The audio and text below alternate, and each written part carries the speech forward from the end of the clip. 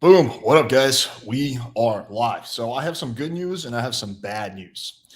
The bad news is what you can imagine, and that's our TikTok SJW flake, or at least it seems like it. There is a second one that's supposed to be good for 8:45, but he's not responding either. So we might get two TikTok SJWs flakes potentially. We're still waiting on the second one. However, the good news is I had a very interesting idea an hour ago. So today was an interesting day since Roe versus Wade was overturned. And I know a lot of the manosphere community is very much pro-life, so I thought it would be interesting for me to debate them because I'm very much think that overturning Roe versus Wade was a pretty fucking dumbass move on the part of the Supreme Court. So yeah, I think this is interesting. So I'm just gonna make the public challenge. If you disagree with me on that, you think this was a good decision, let's debate it since it's kind of relevant. And I do think it has not a super substantial impact on game, but a little bit of a impact. I think that if you get a girl knocked up, you might get fucked, right?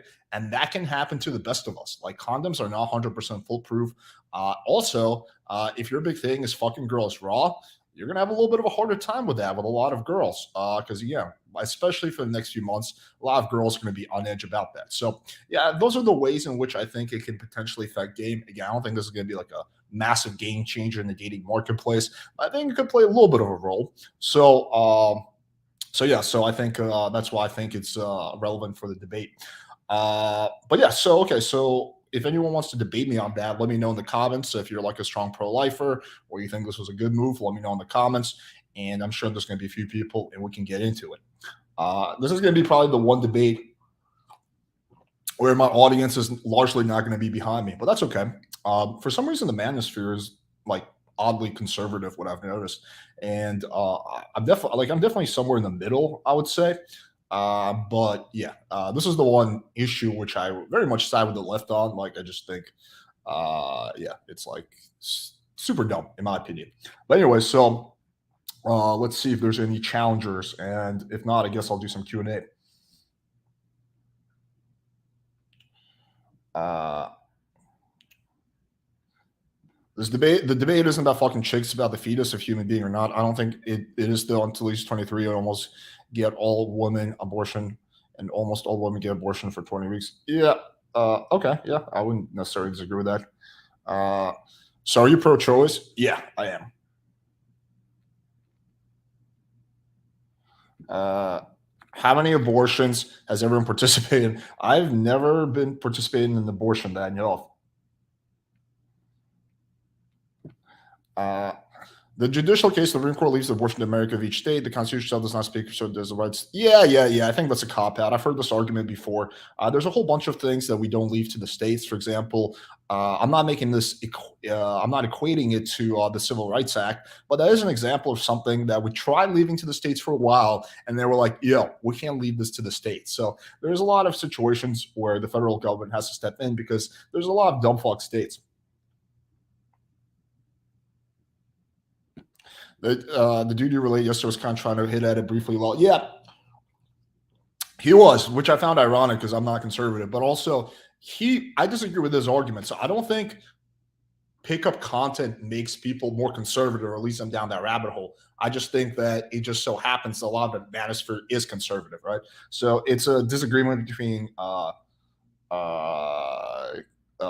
correlation and causation. Are you vaccinated against COVID? No, I'm not. No, I don't feel that I need to get a vax because I've already had it. I'm not really at risk. Plus, the vax seems to give some people bad side effects. So, no.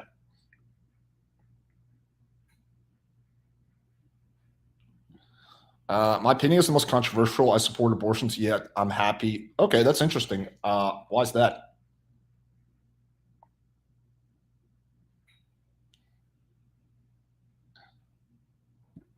Uh, okay. Alex, what do you tell a girl to get her back to your place from a date? I actually literally just released a TikTok video on this today, so check that out. Well, at least the number of single mothers is going to increase. That is a benefit. Yes. Alex Retail Girl. Okay. Legalize marijuana uh, on at the federal level. Yeah, totally. I am definitely pro legalizing marijuana. As a Christian, this is a major win for me. Even biologically, though, life begins conception. So only hard line. Every other line is subjective. Okay. Do you want to come on for a debate? We can get into it.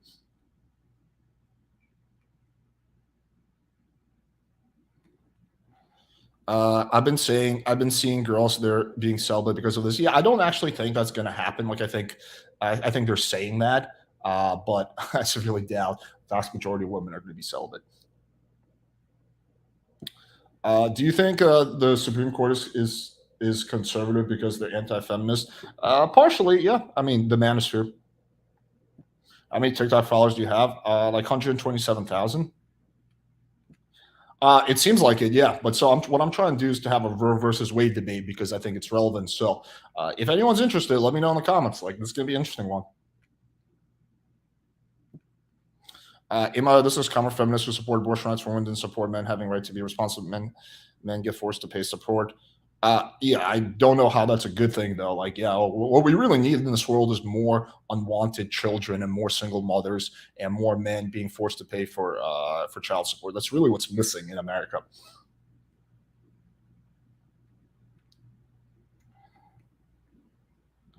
Didn't you say there were two debates tonight? Yes, there were supposed to be. One definitely flaked, and one is supposed to be in half an hour. We'll see if she flakes. Are you pro gun control? No. On that one, I'm like probably closer to the right. I mean, I think like assault weapons. I think we should have stricter background checks, and I think they should get rid of like loopholes. But I'm not pro gun control in general because it doesn't work. Like pretty much all the cities who have the highest crime rates have guns on lockdown. So I'm not pro gun control, but I do think probably needs to be stricter background checks and maybe I don't know, less assault weapons.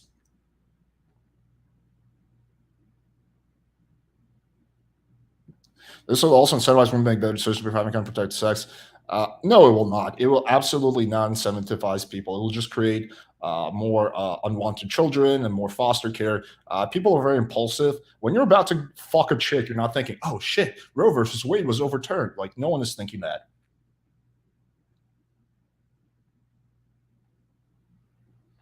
How do you handle all the hate men? 5.6. Yeah, yeah. I mean, I don't know, man. It just doesn't affect me. Like, it's just like, I mean, I just think those people are idiots. So it's like, if a random homeless people down the street is yelling profanities at you, like, do you really care? Probably not.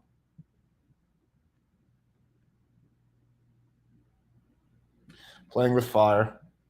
Oh, wait, I clicked on the wrong thing. Hang on one second. Playing with fire. Your book reference with the lower crime abortion is fascinating, by the way. Oh, thanks. Yeah. So the name of the book is Freakonomics. It's definitely a very interesting book.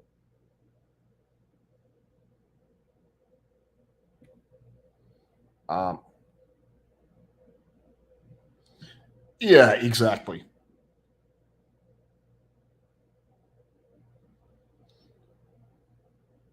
Uh,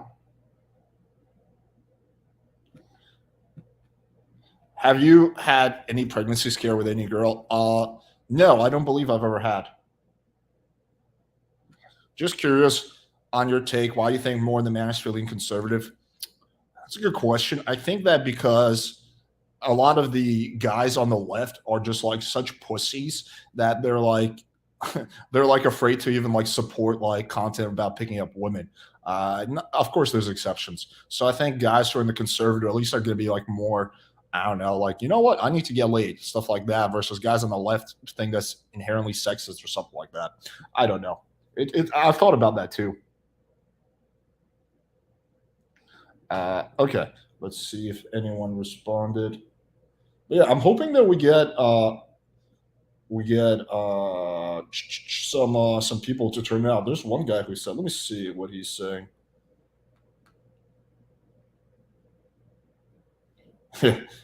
Like I made a post about who wants to debate Roe versus Wade. There's 40 comments, but not a single person is actually like down to debate, which is weird. Uh,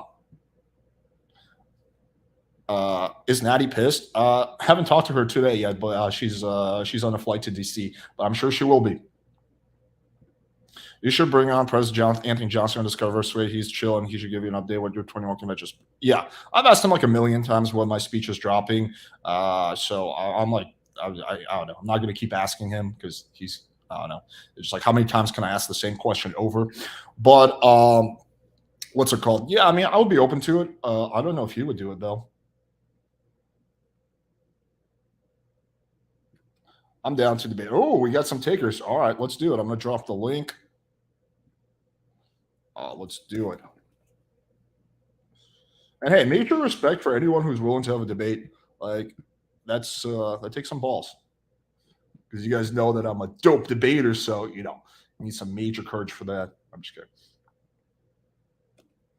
Okay, I dropped the link. So yeah, if you want to come on and debate me about the Roe versus Wade thing, let's do it. How would you feel if a girl aborted your baby without telling you? I don't know. I would never have that happen, but I guess I would have mixed feelings about that. Yeah, no, I know he's like definitely conservative. Yeah, I mean, I definitely disagree with him on that point. I don't know. I'll reach out to him, see if he wants to do it. I don't think he will though. But yeah, I'll reach out. It can't hurt to ask. Uh, whoa! You think Game of Thrones sucks? No debate, bro. No debate. No, I'm just kidding. Yeah, I love Game of Thrones. Uh, okay, we got one person on.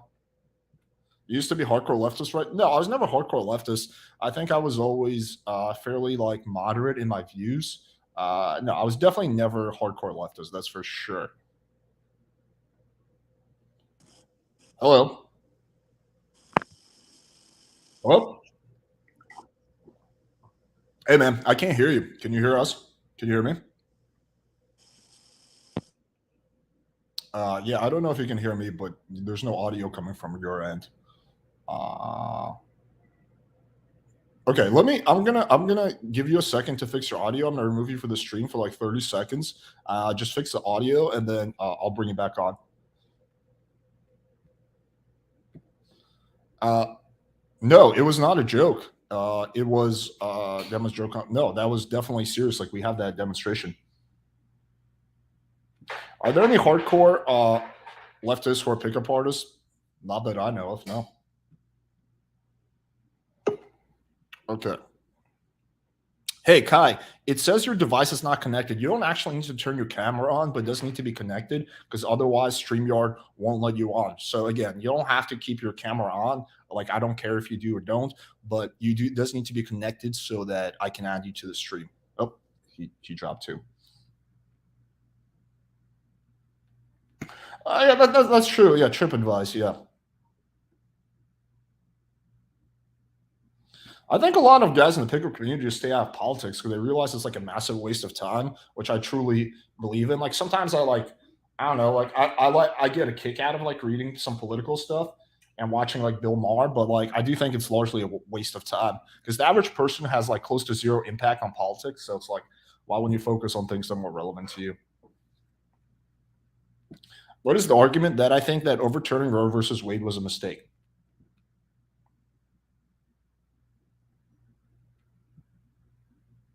How did you talking DP into looking pussy on camera.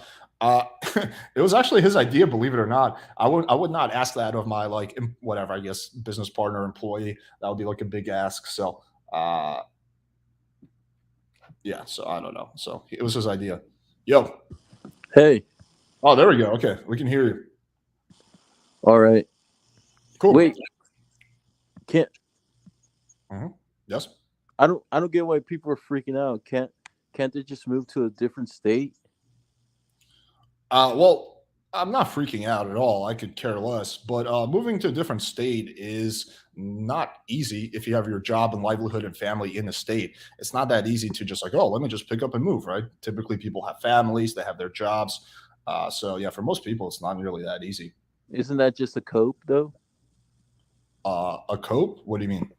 Like that's just an excuse for you not to leave? Like if your state's that bad, like there's like 49 other ones, you know what I mean?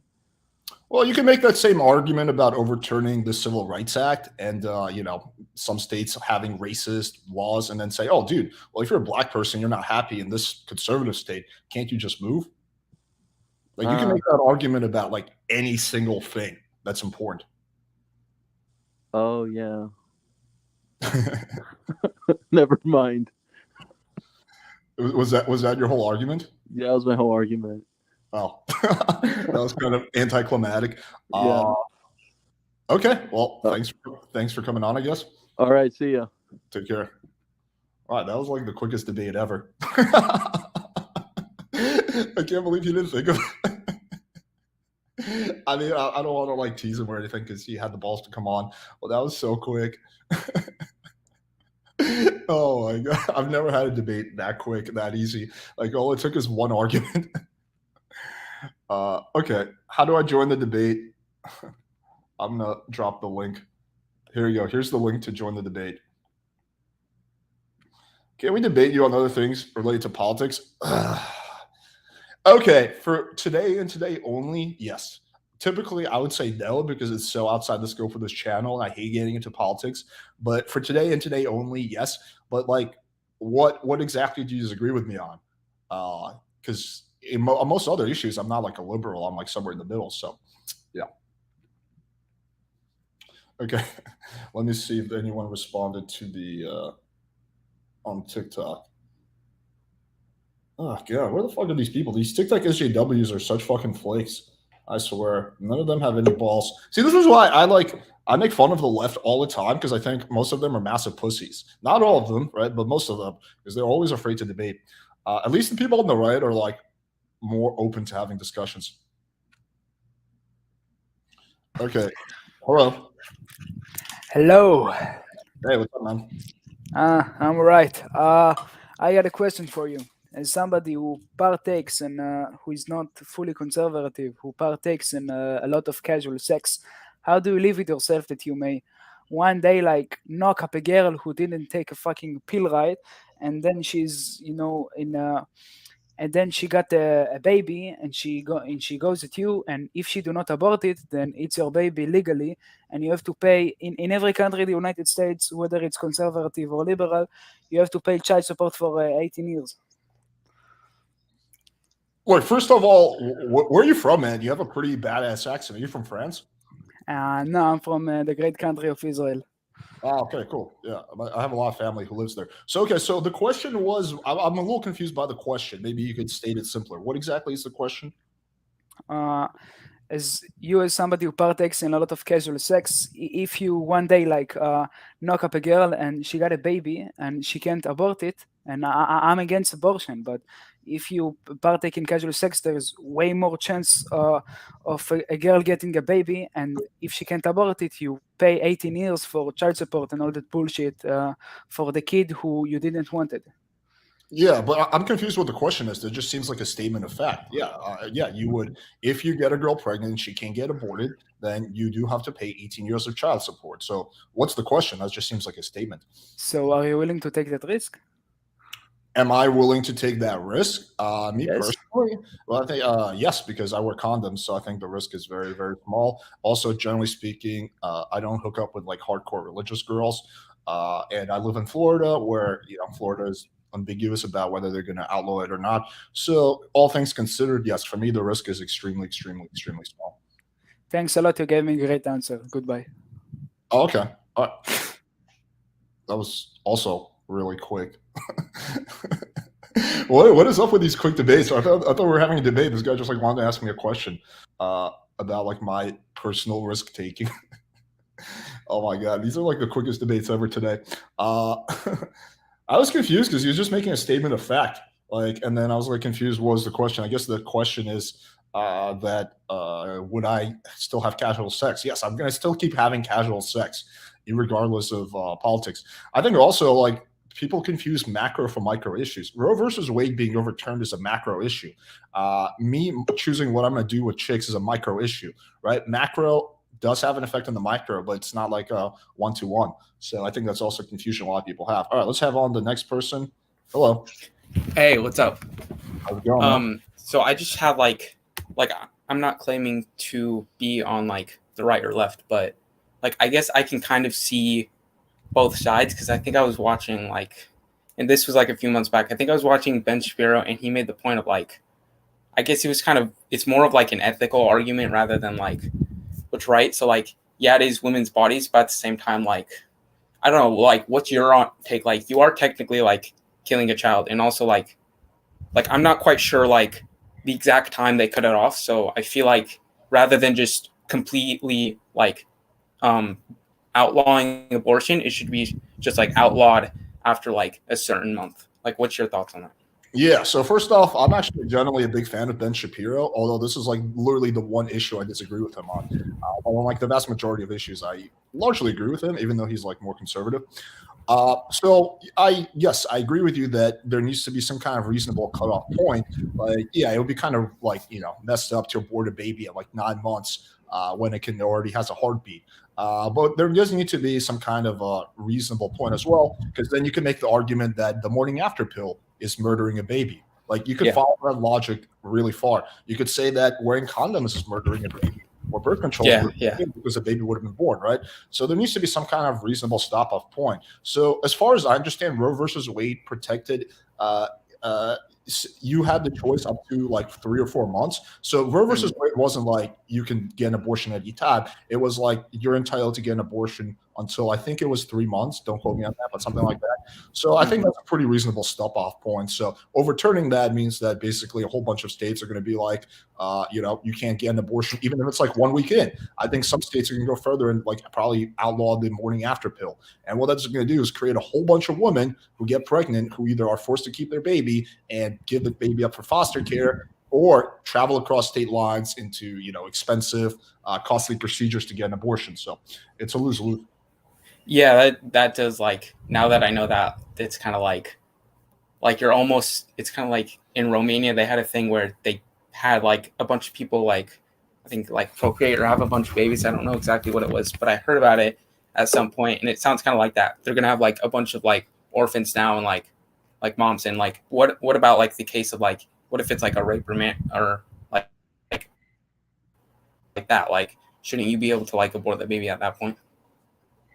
Yeah, I think that most states will make exceptions for if it's a case of rape, although some states might not. But yeah, I mean, I understand the other side of the argument. Like, I'm not totally like unempathetic to the other side of the argument that technically it's like murdering a potential life. We can't say it's a baby; it's a potential baby, right? Because a baby could be a stillborn, it could die 4 months in, so it's a potential baby, right? Okay, that's a fair argument. But again, on the other side of that, one, you have so many fucking people in foster care, so many children. We have a problem with a lot of kids, and as the book Freakonomics says, and I believe this argument is that's going to cause an increase in crime, because a lot of those kids are going to grow up unwanted. They're going to be neglected by the parents. Because think about who's getting an abortion. It's not like a normal family. It's like a woman who does not want to have the baby, right? So do you think she's going to do a great job taking care of that baby? No, that baby's going to be neglected, which causes him way more likely to rely on government programs, to resort to crime and stuff like that, right? Which is one of the arguments Freakonomics says why there was a massive drop-off in crime in the late 80s, early 90s, because that's when Roe versus Wade passed in the early 70s, and that's when those babies would have been adults. So there would have been 18, 19 when the crime dropped off. So I think that's a very fair argument. I think the other thing that it ignores is that like most women are not going to like just, oh, well, I can't get an abortion. They're just going to travel to other states where they can get an abortion, right? Which creates a lot of, like, I guess, like unnecessary expense and effort on the part of the woman. Like, why should she have to travel? Like, it's like me. It's like if I fucking, I don't know, injure my shoulder, like it'd be pretty dumb if I have to travel to a complete different state to like have it fixed. Or if I need to go to the doctor, I need to travel somewhere else. It's like pretty unreasonable in my opinion. So so I think yes, I can see the argument for overturning Roe versus Wade. I just think it's an inferior argument compared to the consequences of overturning it. Yeah, I totally agree. And like one more like question, like not political, just like ease things up a little bit. So like obviously like Tinder or like dating apps would be like superior in like larger cities like Miami or New York or Chicago or whatever, right? But I live in a city, it's not like, it's a suburb, but it's not like a tiny city. It's not like a few thousand people. I think the population is like 60,000, And, like the cities near me, like one is like 100,000 and one is like 80,000. Is it like, is that good enough to be able to use dating apps, or do I like really need to move out? Well, that depends. Do you live in a college town? What kind of city is it? No, I live in the East Bay, so like, or like right next to the East Bay in San Francisco, in the San Francisco area. Oh, okay. Well, San Francisco is actually one of the worst cities for single men, straight men, Yeah.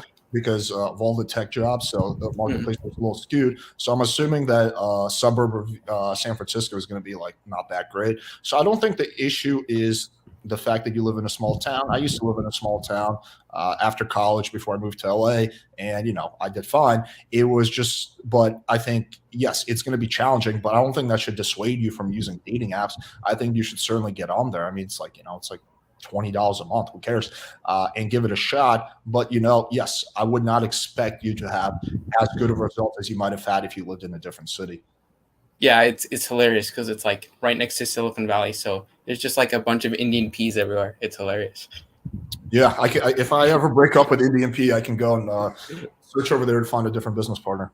Yeah, you'll have no problem with that. Well, is there anything else you wanted to like talk about? No, I mean, it sounds like we pretty much agree. So Yeah. All right. Cool. Take care, man. thanks for coming on, dude. Take care.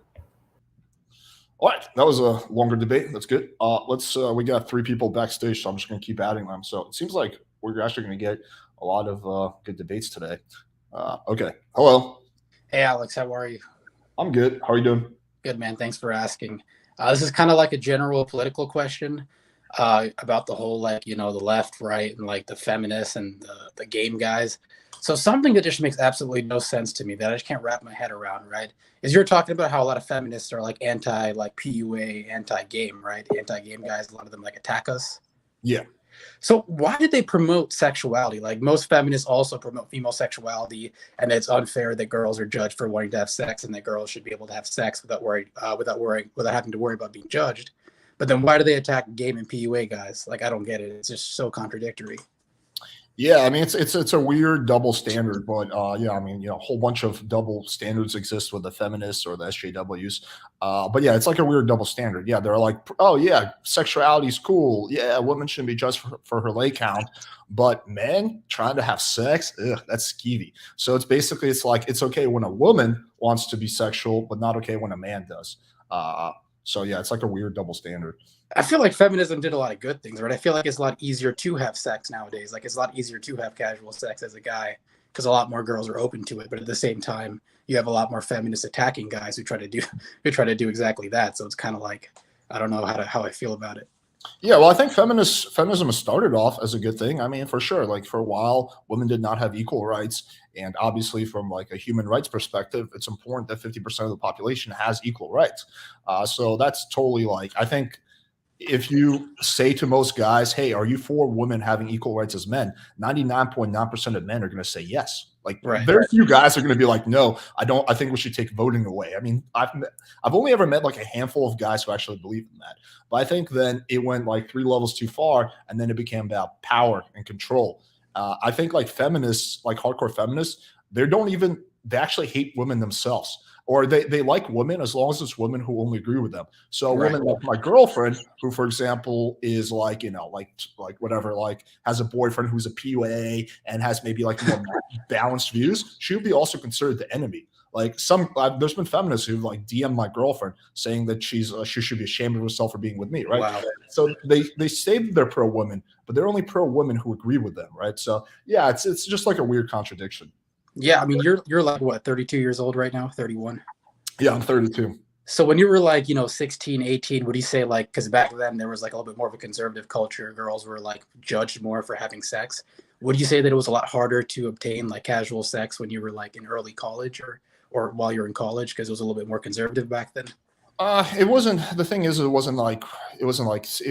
not significantly more conservative. Like it was 2009 when I went to university. I went to school in Boston, pretty liberal city. So I wouldn't say there was like a massive difference by any stretch. The only reason I wasn't getting more pussy wasn't because the culture was conservative. It was just because my game sucked. So you'd have to go back to like the 70s or 60s to see like a difference and even then there was like the hippie movement and all that, free love. So you probably have to go back to the 50s. So yeah, I do think that. I just think that I think largely this has to do with the fact that people are less and less religious because, like every year people become less and less religious. And religion was one of the things that, hold people from having casual sex. I also think that, like, with like social media and stuff like that, these girls, they see like other whatever, like chicks who look like they're having fun, OnlyFans. Like, so there's been a lot of cultural things that make casual sex more likely to happen in the last like whatever. Yeah, I feel like it's just a constant battle. It's like, what's worse, one of those like hardcore liberal girls or one of those like hardcore conservative girls? I feel like the liberal girls are a lot easier to fuck, right? They're a lot easier. Generally, if she has liberal friends, she's not as worried about whether they're going to judge her or not. Versus she has a bunch of conservative friends. Let's say you're at a bar or club and you're trying to hook up with her. She's generally going to be more worried about like her friends like judging her, right? Versus if she has like a bunch of liberal friends, then most of them are most likely going to be encouraging her to go home with you, and she's not really worried about it, right? Yeah, it's an interesting question. Me and my roommate discussed this once, and I think there's pros and cons to both. But I would say like super liberal girls are not like even that easy to have sex with because, well, sometimes they are, but they're so prickly that if you make like one wrong joke, they're gonna flip out, or they might not fuck you if they find out that like you didn't vote for whatever Joe Biden, or like they'll have all these weird reasons for why they will flip out and not fuck you and just like storm out of your house. Like a good example is the Carla girl who's like in my most popular video, who like I fucking did a porno with, for God's sakes. And we were like shooting a collab. We're sitting on my couch and we're shooting a collab. And like I could tell something was on her mind. So I asked her what's up. And then she like went on a political tangent. And then like I respectfully disagree with her. I was like, hey, listen, that's a fine perspective, but I truly think this. And she like basically looks at me, says I'm part of the problem, and like storms out of my apartment. Right. So that's like a chick who's super DTF, but like one little tiny thing, prevented me from getting laid, I guess, for that fourth. Right. I think that this other coach I follow, Mr. Lucario, he teaches us if you want to talk about politics on the first date or before you hit it, it's like ask yourself, do you want to smash or do you want to win the argument? And then it's like you can choose which one you want to do. So I feel like I never talk about politics on. Yeah. I'm just saying, like in general, it's like especially like people who are super rightist or super leftist, they can be like they take offense to you bringing that up or something, but like. Yeah, I just think it's interesting how there's like a double standard with like, how like these liberal girls, like I'm personally pretty liberal. I'm not like super hardcore leftist or anything like that. Like I'm a part of the game community, obviously. So it'd be kind of contradictory for me to be like an SJW. But like, I just think it's funny how it's like contradictory that like the liberal girls, like the social justice warriors, like they encourage like female sexuality, but at the same time they hate on game guys. So I just wanted to talk about it. Yeah, that's one of the many, many contradictions that exist among like the SJWs. There's so many. It's hard to keep track of all of them. Yeah, it's crazy. I agree. Cool. But yeah, that's about it. Cool. Yeah, cool. Well, yeah, it doesn't sound like we disagree on much, but yeah, man, thanks for coming on. For sure, on. man. Yeah. Discussion. I do. Have a good one. All right, we got 3 more people backstage, so we might get some. But guys, one. I mean, this guy was super chill, but like, if you want to chat with me, that's fine. But just do let me know because. I do want to get through the debates first. So, okay. Yo. Hey, can you hear me? Yeah. What's up, Jon Snow? There's no echo or anything, is there? The audio is coming out of my phone, not my earbud. No, you're good, awesome. Man. You're good. Awesome. So I had a question about your thoughts on the more so I've heard you talk about the morality of Roe v. Wade, but what do you think about the legal standing and how that was won back in the 70s? Like, what are your thoughts on that? Do you know more of the history of that? Very, very briefly. I don't know much about like the legal. Yeah, that's not something I'm like super knowledgeable in now. Okay, because like I think the legal standing was kind of based on around like the constitutionality of it, and it was kind of the way it was presented was kind of a weak argument based on the 14th Amendment. Some say, and part of the 14th Amendment is talking about. I think they won it based on privacy. Because they don't want the government intruding on people, but also it just seems kind of weird because the 14th Amendment also guarantees the right to life. I mean, what are your thoughts on that? Yeah, well, I'm not a constitutional lawyer, so we're going like 5 levels above my like, like I'm not a lawyer. I'm not a constitutional scholar or something like that. But to me, that's largely irrelevant. It's Roe versus Wade has been around for 50 years. So for 50 years, it was fine. And now there's something up with it. I mean, the only reason it was overturned is because, the Supreme Court, I mean, it goes back to Trump appointing conservative Supreme Court justices. And now that they have a majority, they overturned it. I mean, it was clearly a political move. Like, I really doubt like these justices are sitting there like 50 years later thinking, oh, 50 years ago, this was like, that's just not the case. Like, this is a political move. So yeah, to me, like that part is like, while it may be interesting, it's like largely irrelevant. It's kind of sad because you think about it, the way the Supreme Court's supposed to go is supposed to be like they interpret the constitutionality of laws, and it seems like more and more nowadays they're becoming like an extension of whatever party's in power, whoever puts them in there. Yeah, I mean, for sure. I mean, like they're supposed to be what's the term, bipartisan, but yeah, they're clearly not. Yeah, it doesn't seem that way. I mean, hearing their opinions is kind of crazy. Yeah, I mean, I just think it's like I understand that, like, okay, if Roe versus Wade was like passed like 2 years ago, and the Supreme Court examined it and decided that from a legal standpoint, it was unsound, that would be one thing. But it's been around for 50 years already. Wait, yeah, 50 years. So it's like to come in at this point and overturn it, like clearly it's a political move. So yeah, I mean, I could see that, but also you could make the same argument that slavery was around for hundreds of years, and it took a while to overturn that too, before we saw people as people and not property. so we never had that is different because we never had a Supreme Court ruling that allowed slavery, and then in the 60s they overturned it. There was nothing about slavery initially in the Constitution, and then in the 60s they passed the Civil Rights Act. So there was no overturning or anything. There's a difference between passing a law and overturning a law. Yeah, but even afterwards, they had the battles, Brown v. Board of Education, where they integrated they integrated black people into schools with everyone else, and there was things like that. There was definitely court battles around that.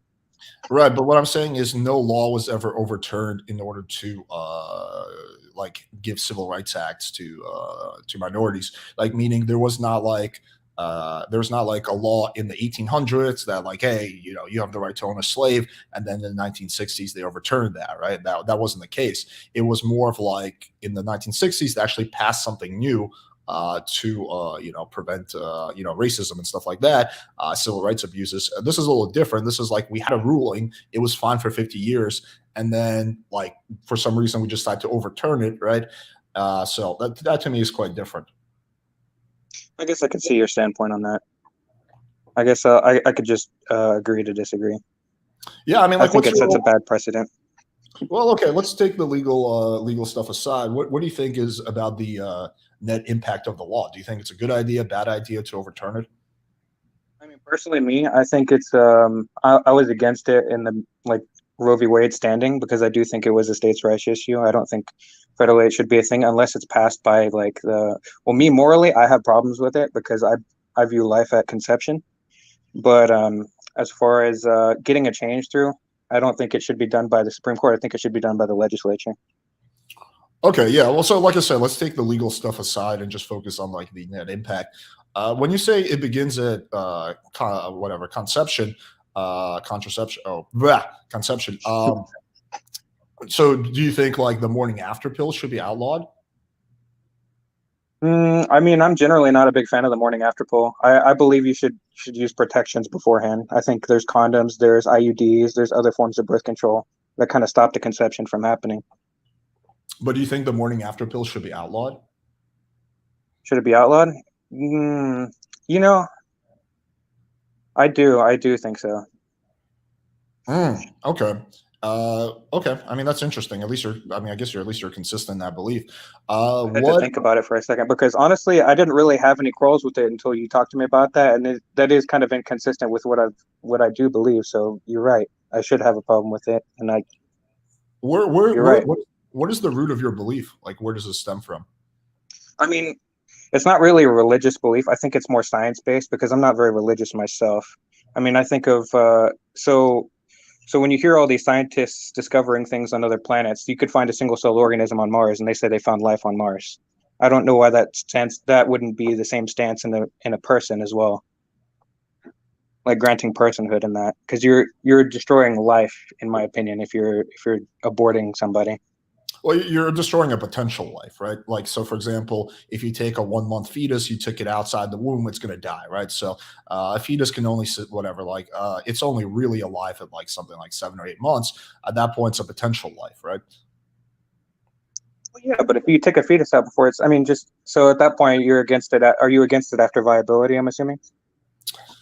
I think there needs to be some kind of reasonable stopping point. I think it would be a little messed up to like if a woman could abort like a 9 month baby that is already like capable of sustaining itself. I do think there needs to be some kind of reasonable stopping point. And I think that like 3 or 4 months is like a pretty reasonable stopping point in my opinion.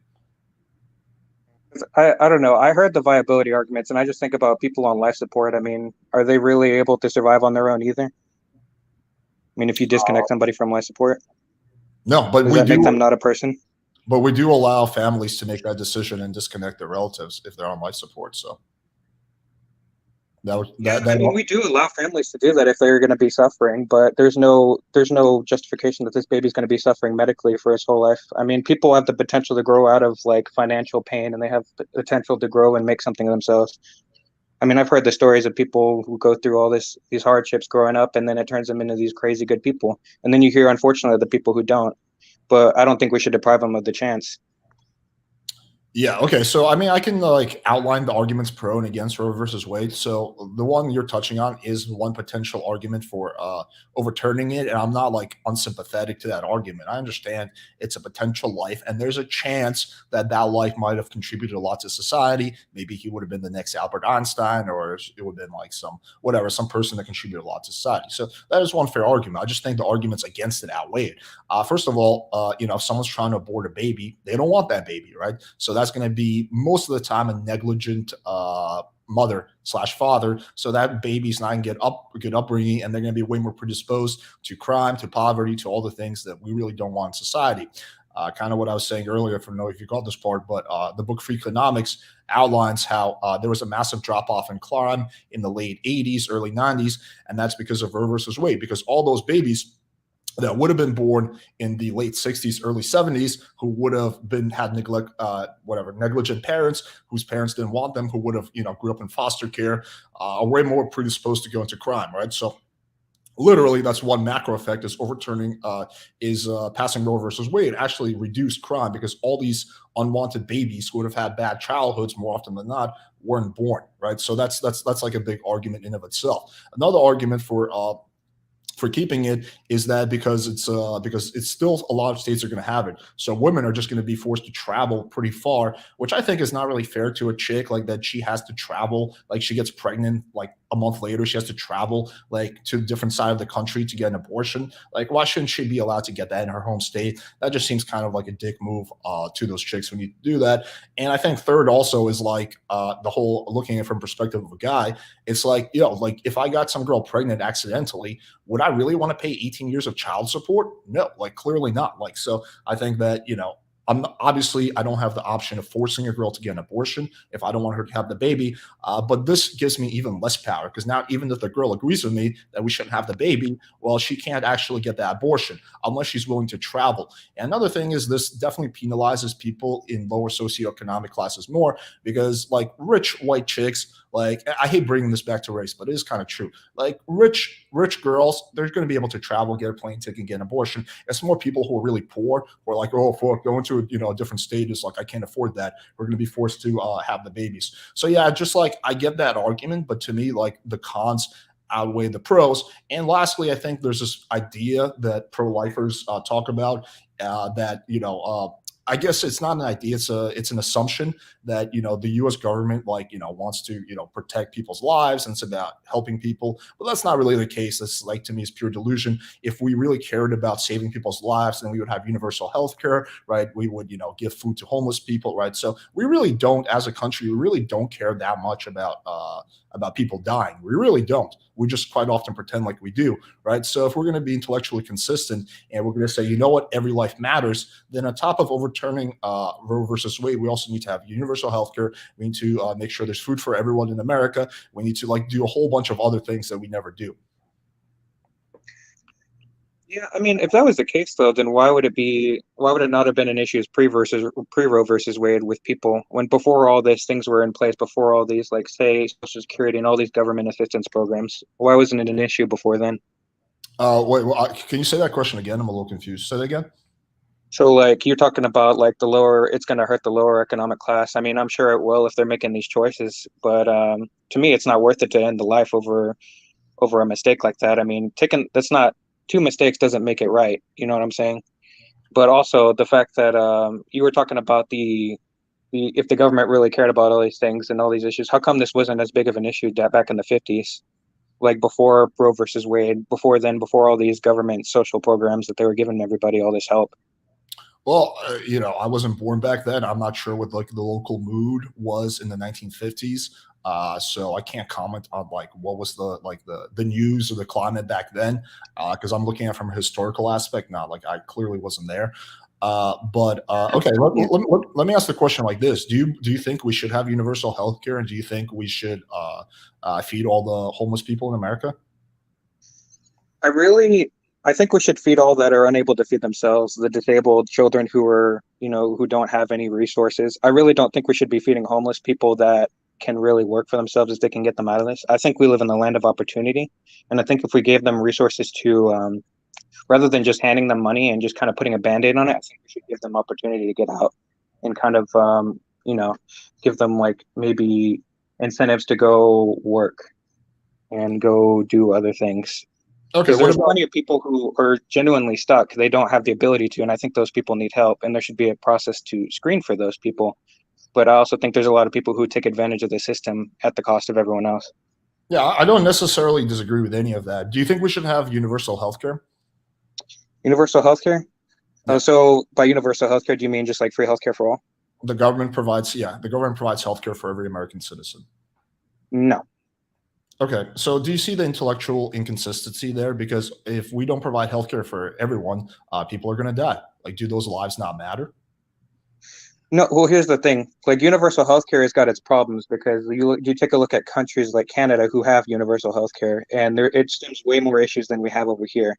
Whereas you can go get treatment, you might go into debt, and you can just not pay that debt, and you can take advantage of the debt system the way it is right now. Just let it sit for a while until collectors get it, and then pay it back pennies on the dollar. But they're not gonna. No hospital is gonna just let you die. I think that's a big misconception about our healthcare. Yeah, so Okay. I'm not advocating for universal healthcare, but I am trying to see if you're going to be intellectually consistent on this issue. In terms of like hospitals letting people die, have you ever seen the movie John Q? John, what? I'm sorry. John Q with Denzel Washington. John Q. It came out in the early 2000s. That movie really brilliantly talks about how hospitals quite often do let people die, not directly, but very much indirectly. So yes, there's a whole bunch of people in the U.S. who die every single day from a lack of healthcare. That's like actually very, very common. They don't get regular screenings, blah, blah, blah, and their conditions get really bad to the point where the hospital can't even help them. So I guess like I agree, there's a whole bunch of host of issues that come from having universal healthcare, but there's also a whole host of issues like crime that come from overturning Roe versus Wade. And if the ultimate goal is saving people's lives, then why should we not save people's lives who are already alive rather than people who haven't even been born yet? Like, isn't it more important to save people if the ultimate goal is saving lives? Isn't it more important to save people who are already like living than people who haven't been born yet? Yeah, I mean, I would agree with that. That it's more important to save people who are living right now. I mean, I would also say that that's also a life inside somebody, but there's also clauses in a lot of these bans on abortion that where if the life of the mother is in jeopardy, then you can then there is if there's medical and just reason, you can terminate the pregnancy. Yeah, that's an exception, but again, the whole point is that if the ultimate goal, like can you acknowledge there's a whole host of issues that come from negative consequences that come from overturning Roe versus Wade? Like, Yeah, there's negative issues, but like I'm like the inverse of you. I think the positives outweigh the negatives, and that's just based on my beliefs and the way I see the world. It's clear that we see the world very differently. Not necessarily, but the positive is that the positive is saving lives. Is there any other positive? I mean, that's about the biggest positive I can think of because I think saving lives, I think, is the most important. Right. So if that's the argument, then shouldn't we have universal health care because that will save lives despite being very costly?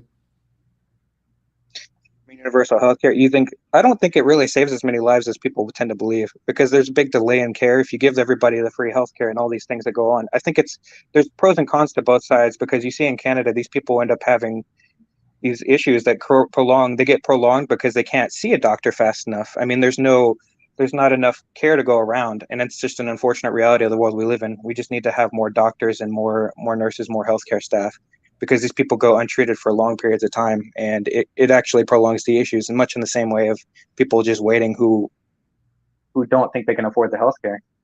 I get it. There's a whole host of issues with universal healthcare, and it's also very expensive. We can't really afford it. But let's be very, very conservative and say it can save 5,000 lives a year. That's like being very, very conservative, right? We can save 5,000 lives a year, right? Despite all the cons, shouldn't we do it if the ultimate goal is saving lives? I mean, if it could save more lives than it would end up costing us, then yeah, I would agree. We could do it. Well, but we can't afford it. It's really expensive. It will save lives, but America can't afford it. It's insanely expensive. We already have a massive budget deficit. Having universal healthcare will significantly increase, right? So it's not a good thing for vast majority of people, right? For people who are like me, who are middle class, who are upper middle class, but it will save lives. There's no denying that having universal healthcare will save lives. It's just, we don't do it because the cons outweigh the pros, right? So it's the same thing here. Yeah, we can save lives with potential lives by overturning Roe versus Wade. But again, there's a whole bunch of consequences with that. Like, for example, again, increase in crime, a whole bunch of single mothers, unwanted children, increase in foster care, massive drain on the state, which we already have, women having to travel across state lines to get a medical procedure. So it's the same thing. So I think that, like, if you want to make the argument that, that saving lives is the ultimate end goal, that's fine. That's just a different values thing. But then you also have to be in favor of universal healthcare, because I think you'd be hard pressed to deny that universal healthcare will not save at least some lives. Here's the thing: universal healthcare in practice, everybody says it saves more lives. But the thing is, even with universal healthcare, the people who can afford it, they're not going to go through the universal healthcare system. They're going to go to other doctors. The problem is, does it save more lives than it costs us? And does it cause more damage than it helps? Universal healthcare? I mean, delays in care to people who, it's weird, because on one end right now it's kind of a psychological effect. People feel like they can't afford the care, so they're not going to go there, and they some people can't. And then on the other end, like on universal healthcare side, they're going to be stuck waiting for healthcare for much, much longer, and that could prolong the effects of whatever is ailing them. So what will it outweigh, if the benefit in like saving people is better under universal healthcare, then I would be for universal healthcare. I would just need to see evidence of that happening.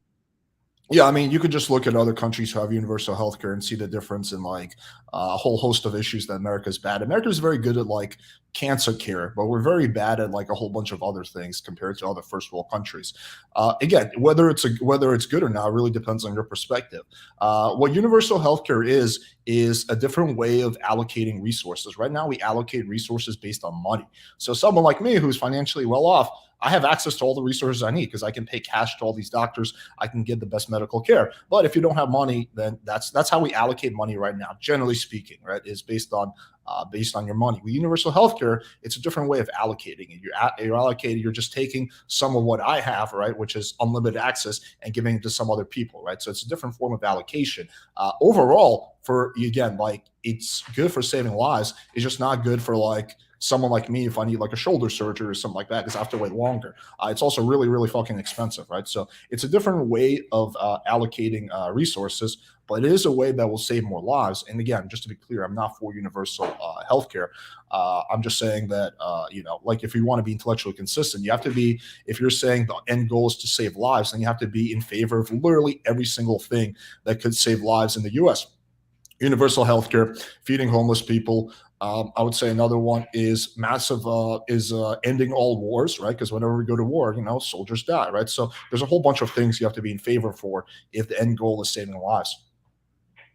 Yeah, I mean, that's making a lot of assumptions. Like, I would be for ending of wars. I mean, it's just the unfortunate reality is not everybody is, and that's why we have them. And I just, I haven't seen evidence to see, like, I would absolutely be for socialized healthcare, which you're talking about. But the only reason I haven't really made a stance for it is because I'm I haven't seen the evidence, and that's the thing. I want to touch base Yeah, though. I want to go back to more back. of the Roe v. Wade kind of stuff. Yeah. Where So, did you talk? You were talking about the crime statistics. Where did you see the decreases in crimes again? okay, so let me just very quickly comment on the healthcare thing one last stop. So yeah, if you want to see the evidence, just look at the difference in stats between us and other countries who have universal healthcare, like Europe and all those, and you can see a big difference with the exception of very few things. So that argument comes from the book Free Economics. It's, in my opinion, a really good book, and yeah, so that's where it comes from. And they have a whole bunch of sources and all that in the book. In free economics? Yeah, Free Economics. Because I know that I wasn't around back in the 90s, but historically I know that there was a really bad crime wave in the 90s. It was always really big and talked about in politics. There was all these things that were happening in the 90s that they were having to try and pass these bills for. That was where all these racial things happened. Like one of the things that Biden had passed, I can't remember what it was called, but there was all this crime in the 90s. That would be like 20 years after Roe versus Wade. Wouldn't you say that would be a negative effect? Maybe the consequences of kind of bringing these families apart, kind of disconnecting the families like that with Roe versus Wade? Yeah, so there's definitely was a big drop off in crime overall across pretty much every major U.S. city in the late 80s, early 90s. So yeah, that's actually the timing works perfectly because Roe versus Wade was passed in the early 70s. In the late 80s, early 90s, that's when those kids would have been 17, 18, 19, and thus, more likely to engage in crime. Like no one's going to commit crime when they're like 5, right? So yeah, the timing perfectly makes sense on that. Wasn't there a big crime wave in the 90s though? Overall, it was still less than whatever was going on. There was just a major drop off in the late 80s, early 90s. It never got as bad as it was. Like it just, yes, of course, there's crime waves. I'm not saying this like remove crime completely. It's a macro issue, but yeah, like it definitely made a difference.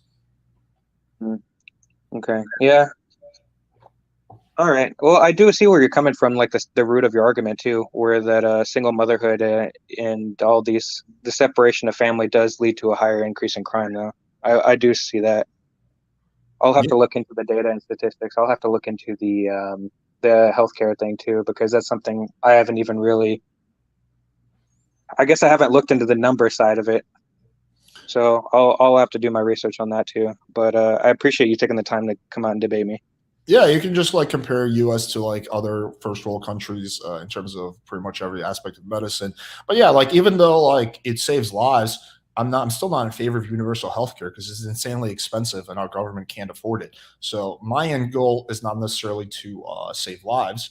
I think it's good, ideally, but like yeah, like I'd rather not significantly increase taxes. The only way we could afford universal healthcare is if we significantly increase taxes. And I'd rather not pay like way more in taxes. So that's why I'm not in favor of it, even though it saves lives.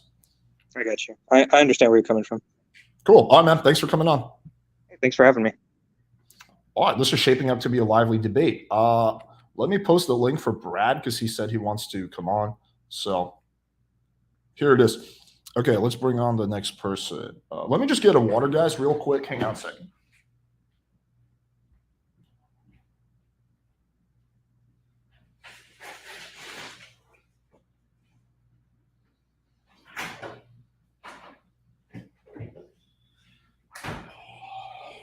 All right, got my water, got my kava. I'm ready to debate. Let's do this shit.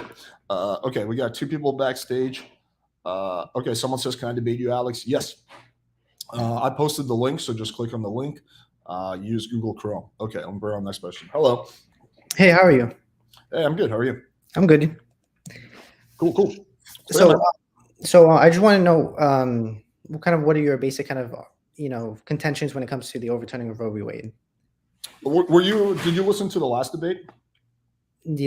I kind of bits and pieces. I was kind of okay. I'll just recap. So okay, the question is, what are my arguments for why it's bad to overturn it? Yes. Okay, so several things. One is that I think it creates a strain on the country because a whole bunch of unwanted children are going to be born. Those, like I mentioned, have more potential to leading to crime. So increase in crime, increase in government spending, increase burden on the state. 2, From a woman's perspective, I think it's not really fair to make the women, because women are going to still get it. More often than not, they're just going to have to travel to other states, which I think is a pain in the ass, and like I'm not a fan of doing that. Like if, for example, I'm going to get a hair transplant in the next few months. I'm just trying to imagine if like there was some kind of like national law against hair transplants. I had to travel to like 5 states over to do that. Like that would be a pain in the ass. And the third is looking from the perspective of a guy.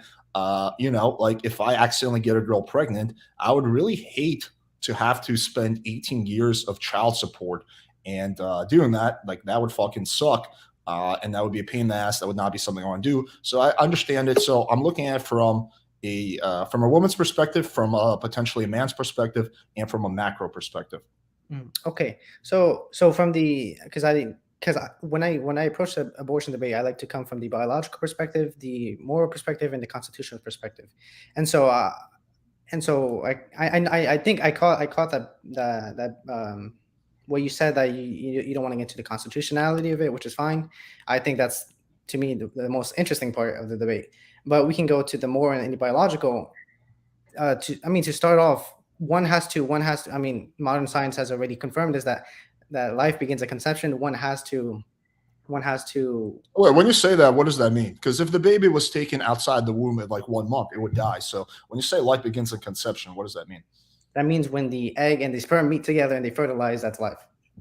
How do you define life then? When the egg and the sperm come together. Well, if you take the fetus outside the womb at 1 month, it dies. It can't make it on its own. So like it just depends how are we defining life? Like what is your definition of life? Is it something that has autonomy? Is it something that like how do you define life then? Okay, I see what you mean. But so when I define life, it's what science has already defined it. Again, like I don't want to be kind of a broken Well, record. how has science defined it? Like again, like we have to explain what life is, because my idea of life is something that has conscious thought, something that can survive on its own. To me, a fetus is potential life, right? It's not life yet; it's potential for life. But if you take it outside the fetus, it will not make it on its own, right? So it's not the same as like a baby, right, which can survive on its own. Okay, well, first of all, I want to say there's a Princeton sociologist that likes to kind of dismantle the kind of left semantics. It's not potential human life; it's human life with potential. That's just what I would say, according to that Princeton sociologist. But also going back to your argument, your contention that, well, that you think life is, conscious. So when you're asleep, are you alive? Or if you're, like the last person said, if you're on a pacemaker, are you really alive because something else is keeping you alive? If you're in the hospital and you're in a coma, is you're hooked up to a machine, is that keeping you alive? Are you, that's keeping you alive? Are you still technically alive in that sense? To me, it's a lower level of life if you're on a pacemaker. That's why we allow, for example, for families to not pacemaker, sorry, for someone who's on life support. That's why we allow, for example, families to pull the plug, right? But for example, let's say I injure my leg, my family doesn't have the right to be like, okay, doctor, let's put him out of his misery, right? So we as a society acknowledge that's like a lower level of life as if you're on life support. It's just there's different levels of life. I would say that a fetus is not the same level of life as like a baby, which or an adult or something like that, who's able to function outside their mother's womb. Well, so why would you say a fetus isn't at the same standard as a baby or a human or an adult? Because if you take the fetus outside the mom, it dies. It can't live on its own. Okay, and so if there was a certain viability standard, then would you like if babies could live outside the womb at 4 weeks? I mean, it's not that's not the case. But if it could at 4 weeks, would you agree at capping the kind of, okay, no more abortions after 4 weeks, because a fetus can technically live outside the womb at 4 weeks? Potentially, yeah. I mean, I think that would. I'm not going to say it would completely change my perspective, but it would have some bearing on it for sure. If a baby was fully capable of like living on its own at like 4 weeks, then yeah, I would say it's more inhumane at that point to get the abortion. Yeah. Yeah. Okay. Okay, I agree with you in that regard. But also, okay, so and then you bring up another point where it sucks for you. You said if you accidentally got impregnated, it sucks for you that you have to pay child support. but that kind of negates the fact that there is the natural consequence of having sex with another, and that is pregnancy. And so that's out of convenience and not out of a lot of what the left likes to say. It's out of abort. It's we need to abort because of cases of rape and incest, when even though that's less than 2% of the abortion cases. And so that's out of circumstance, which is again immoral to me, because again, you're killing a human life. It's not a positive good, it's not a moral good. Kind of what the left like to say in the 90s, it should be safe, legal, and rare. But Yeah, so I'm not like part of the left or something like that. I know, yeah. Yeah. So let me just clarify that. Okay, so do you think the morning after pill should be outlawed? No, because it doesn't kill a human life. The morning after pill, also known as emergency contraception, contains medication that reduces the risk of pregnancy if started within 120 hours of unprotected intercourse. Well, it kills the sperm. The sperm hit the egg, right? That's why you take the morning after pill, and it basically kills that. No, I think that's an abortion pill. I mean, what do you think the morning after pill does then? Like, the morning after pill is killing that life that's gonna grow in that woman's body. What's it killing exactly? It's I don't know exactly the mechanics of it, but it's changing our hormones so that the sperm can't like fucking do something with the egg. Again, I don't know the exact mechanics of it, but it's preventing fertilization. It's preventing the sperm from forming with the egg and having a fetus. Well, sperm isn't alive, nor is an egg alive. When they come together, that's life. So, Right. so according to the FDA, emergency contraceptives act by delaying or inhibiting ovulation and/or altering tubal transport of sperm and/or ova, thereby inhibiting implantation. So that's what it does. And so again, isn't alive. An egg isn't alive. When Okay, so together, that's alive. yeah, so I just looked at it. Morning after pills work by temporarily stopping your ovary from releasing an egg. It's kind of like pulling an emergency brake on ovulation. So yeah, it's like stopping something, but it would have happened if you didn't have the morning after pill. The girl would have had a baby. Okay. Right, so you're preventing that from happening. I just don't see the big difference between using the morning after pill and like a girl getting an abortion 1 month in. Like, Well, because at 1 month in, a baby's already starting to feel things. 1 month in, it's just a fetus. I don't think it feels shit at 1 month in. Okay, let's see. It's 1 month in. Let's see, 1 month.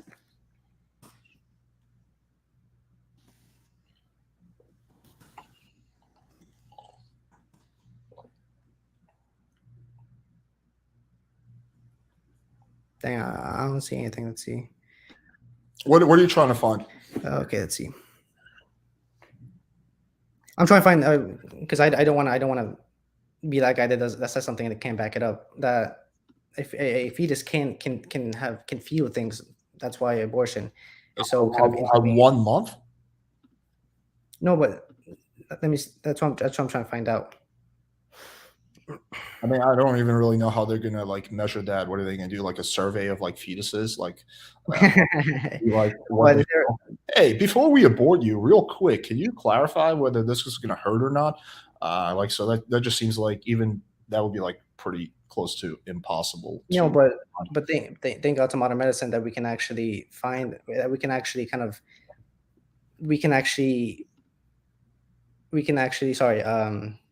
see how a fetus kind of reacts to being aborted. I mean, it's if you've seen any videos, it's pretty gruesome stuff.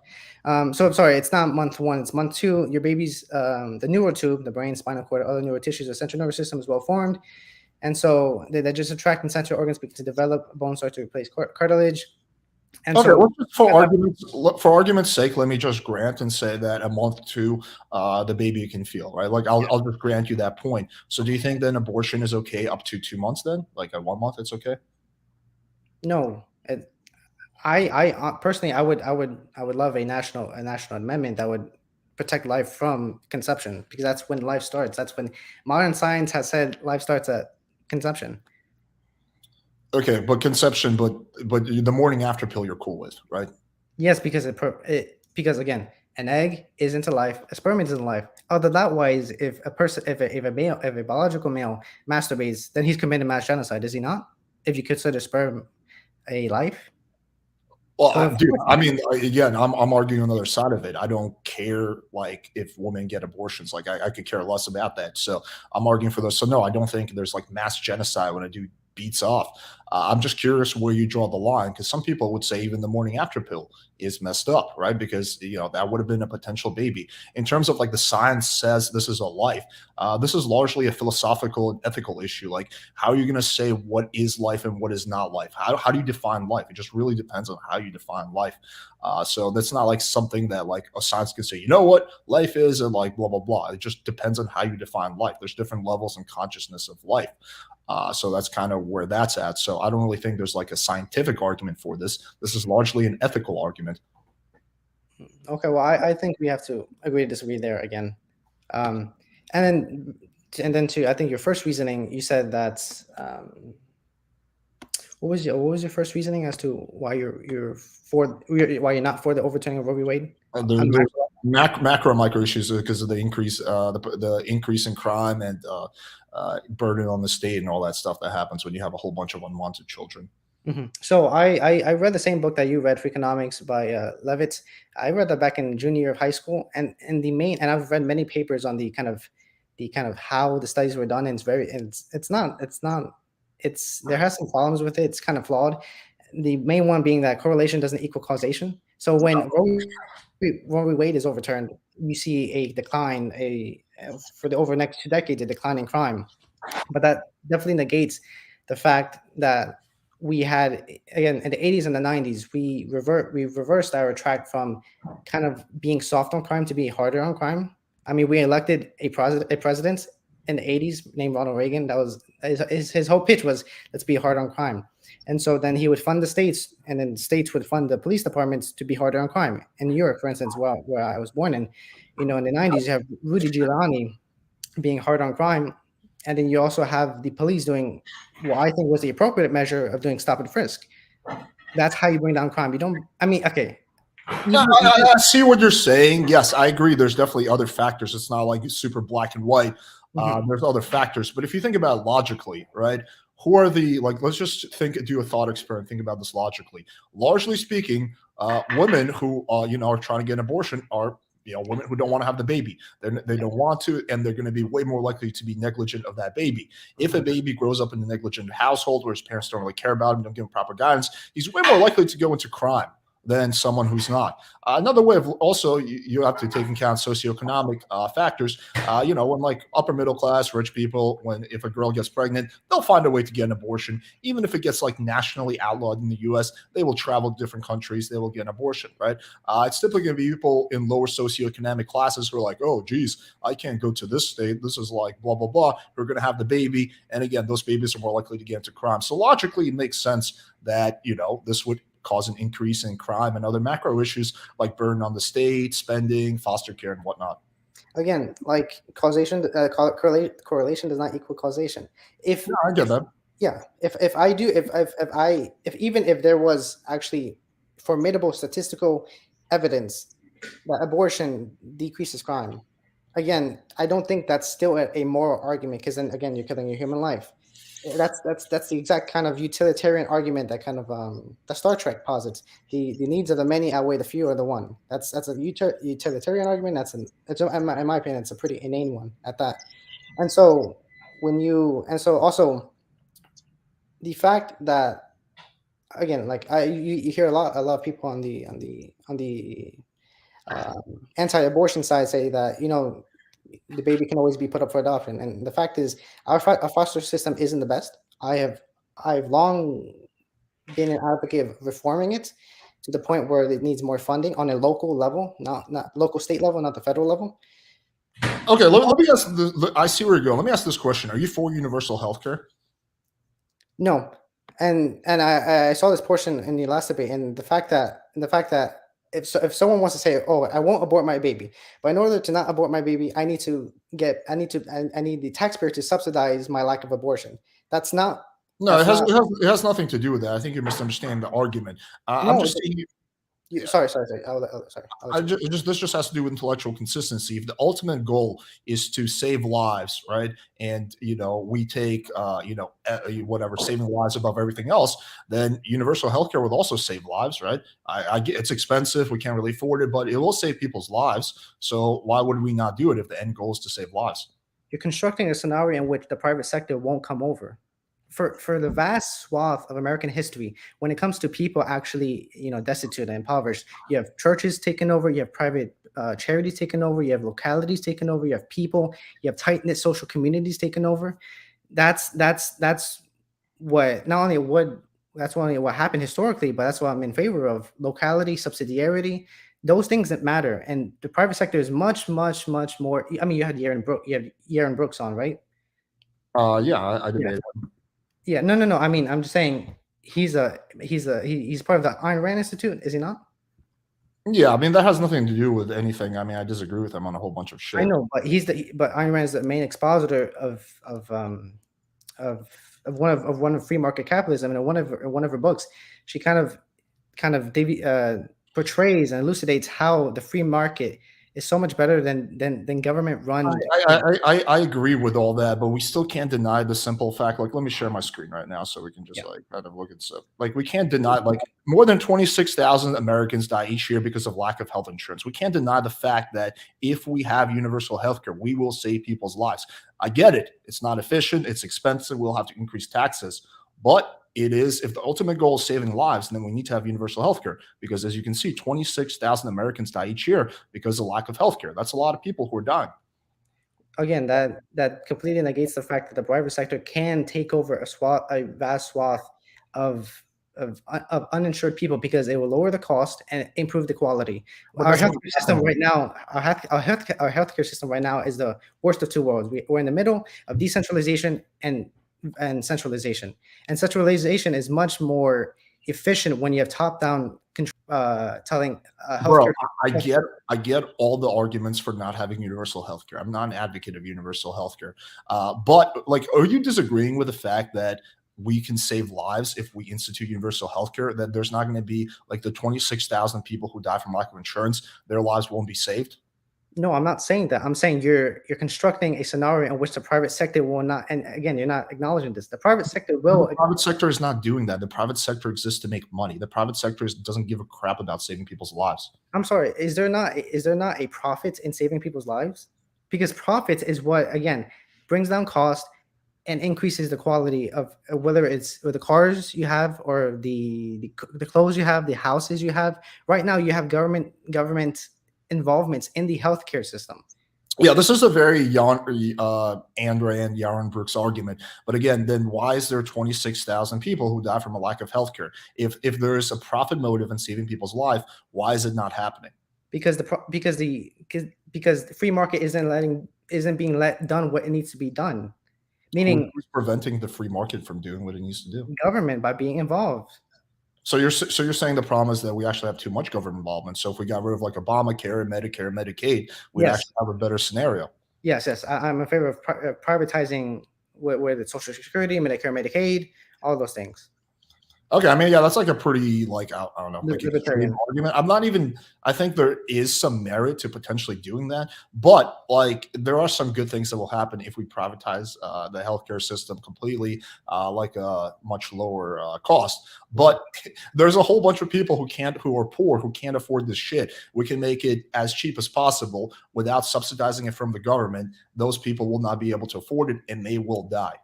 You mean they won't be able to afford if my dream scenario were to occur, that they wouldn't be able to afford private insurance? Yes, there's a whole bunch of people who have like no disposable income. We can't afford it. And like I said, this is where social communities comes in. This is where localities come in. I'm even in favor of a. That's like a little bit of a fantasy world, because that doesn't really happen. Except that's happened for vast swath of American history. There was also a whole bunch of people who fell through the net and died. Like the quality of life has only increased. Like as government, because of free markets. Okay, but dude, like I mean, like let's just say, okay, let's just do this scenario. Let's assume. Actually, we don't even need to assume. We both know that the healthcare system is never going to be privatized. We both know that Medicare and Medicaid aren't going anywhere. right? You Yeah, agree with that? unfortunately, Okay. yeah. Well, yeah, okay, sure. Let's just say whatever, for better or for worse. It's Yeah. not going anywhere, right? It's not disappearing. We're not going to have less government involved in healthcare. And if 26,000 people are slipping through the net and dying every single year, and the goal is to save people's lives, shouldn't we just give those people healthcare? Well, it depends. Okay, why are they dying? Are they dying because of increased waiting? Because in Canada, people are dying every day because of increased waiting. You have to, if you book an appointment in Canada to have a X-ray, you're waiting at least 3 months. I get all the arguments against universal healthcare. Yeah, Okay, but then you have to, again, if you were to say intellectually, on an intellectual consistent basis, if people are also dying from universal healthcare, then what do you do now? people are not dying from universal healthcare. It's a different way of budgeting resources. But if you look at like America compared to countries who have universal healthcare, like they do a lot better with pretty much everything. So yeah, like there's a whole bunch of people who die from a lack of healthcare, and also something like whichever is the one for poor people, Medicare and PPO insurances are close to not having insurance at all. Like that doesn't do shit either. So yeah, the way it is now is like you can get quite good healthcare in America is if you have money, you're willing to pay for private insurance, or you fall under Obamacare, which is okay, I guess. Yeah. But Medicare and people who don't have insurance get pretty much fucked. Yeah, but also back to the point you were saying that other countries' universal coverage are better than ours. The Canada's definitely not in terms of its waiting list.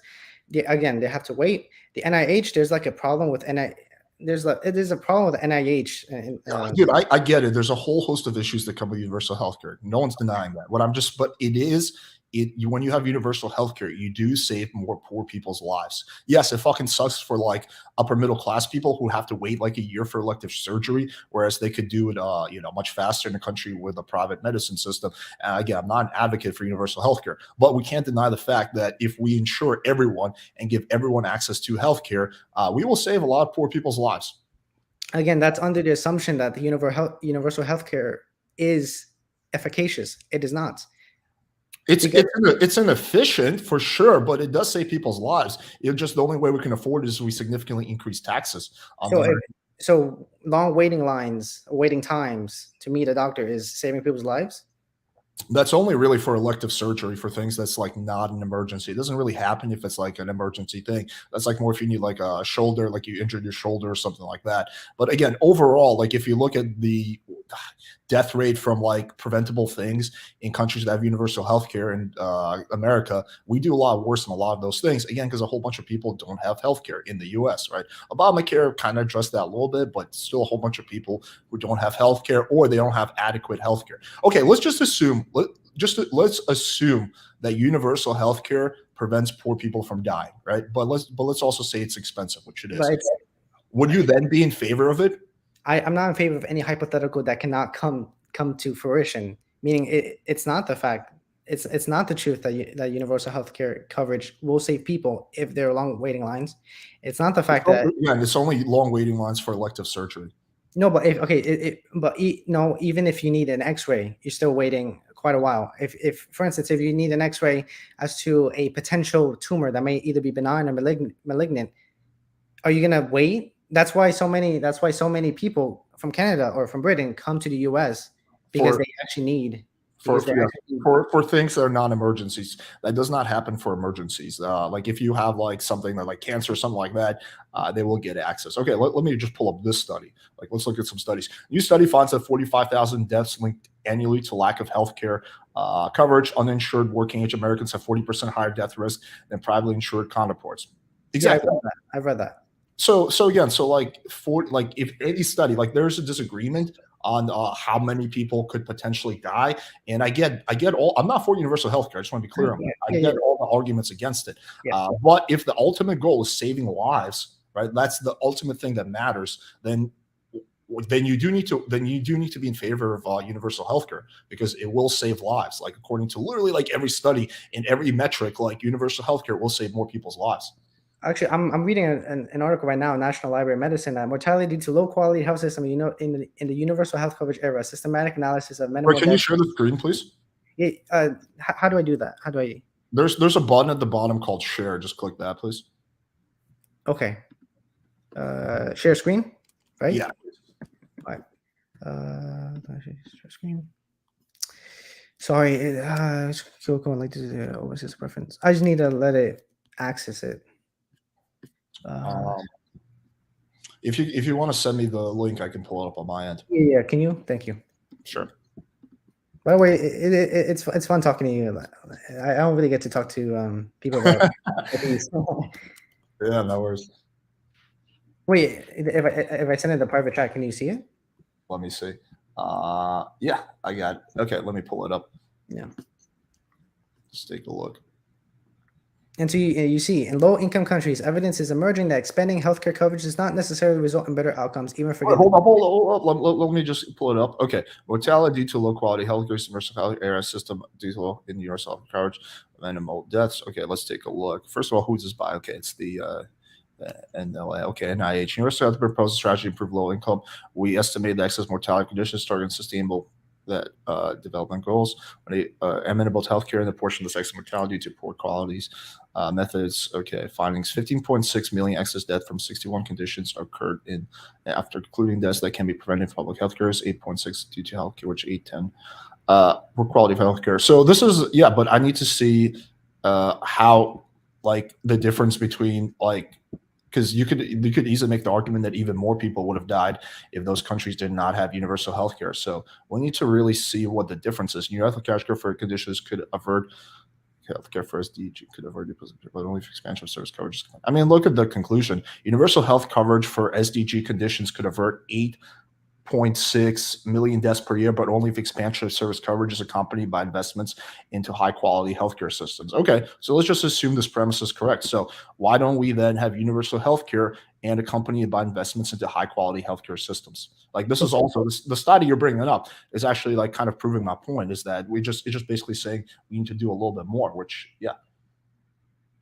I'm sorry, you cut out. Can you say it? Sorry, can you say it again? So the study is actually kind of proving my point. It's just saying that we need to go one step further and actually invest more money into healthcare systems in addition to universal healthcare. I mean, that's literally like the interpretation of the study. So I don't see how.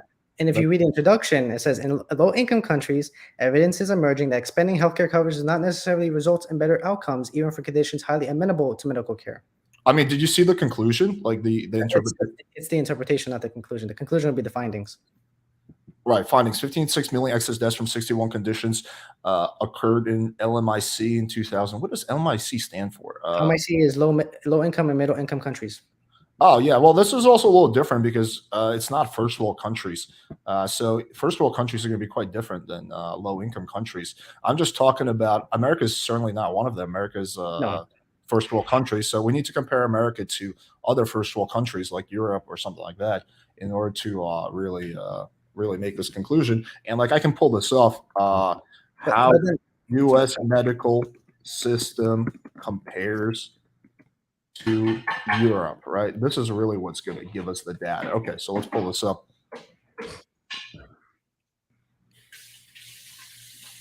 How many people do you have on Backtrack?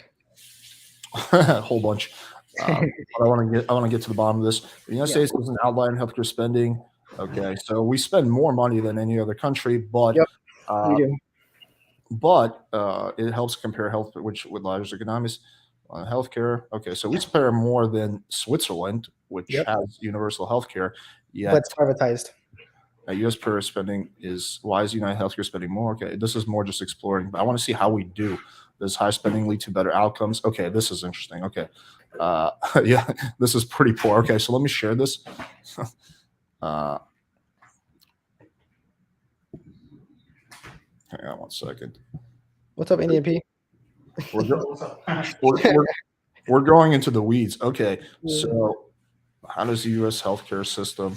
Okay, so although the United spends more on healthcare than all developed countries, its health outcomes are not necessarily better. So worse to better. So life expectancy, infant mortality, asthma, diabetes, safety during time. The only thing we do well is in heart attack mortality. So comparing to other first world countries, especially ones who have universal healthcare, we do really fucking bad. So I think you'd be hard pressed to say that instituting universal healthcare would not save more people's lives.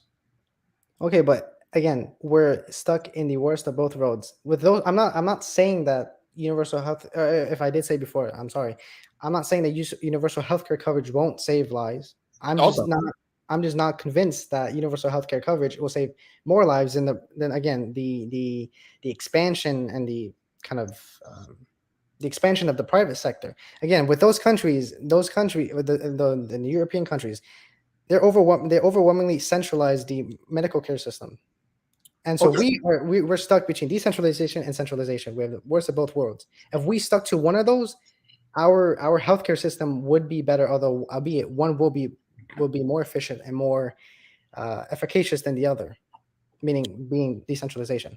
Yeah, so I generally agree with you on that, but let's just assume that decentralization is not possible due to the current political climate, which it really is not. No politician ever is going to decentralize medicine because that would be political suicide. So let's assume the only direction we can go in is universal. We can't go in another So direction. hold on. So I do want to say again, I don't like dealing with hypotheticals. Second, sooner or later, this country is going to have to deal with Medicare, Medicaid, Social Security, healthcare, because our debts and deficit is out of this world. I agree with all that, but And so I mean, we have to. So sooner or later, I believe. I'm gonna give.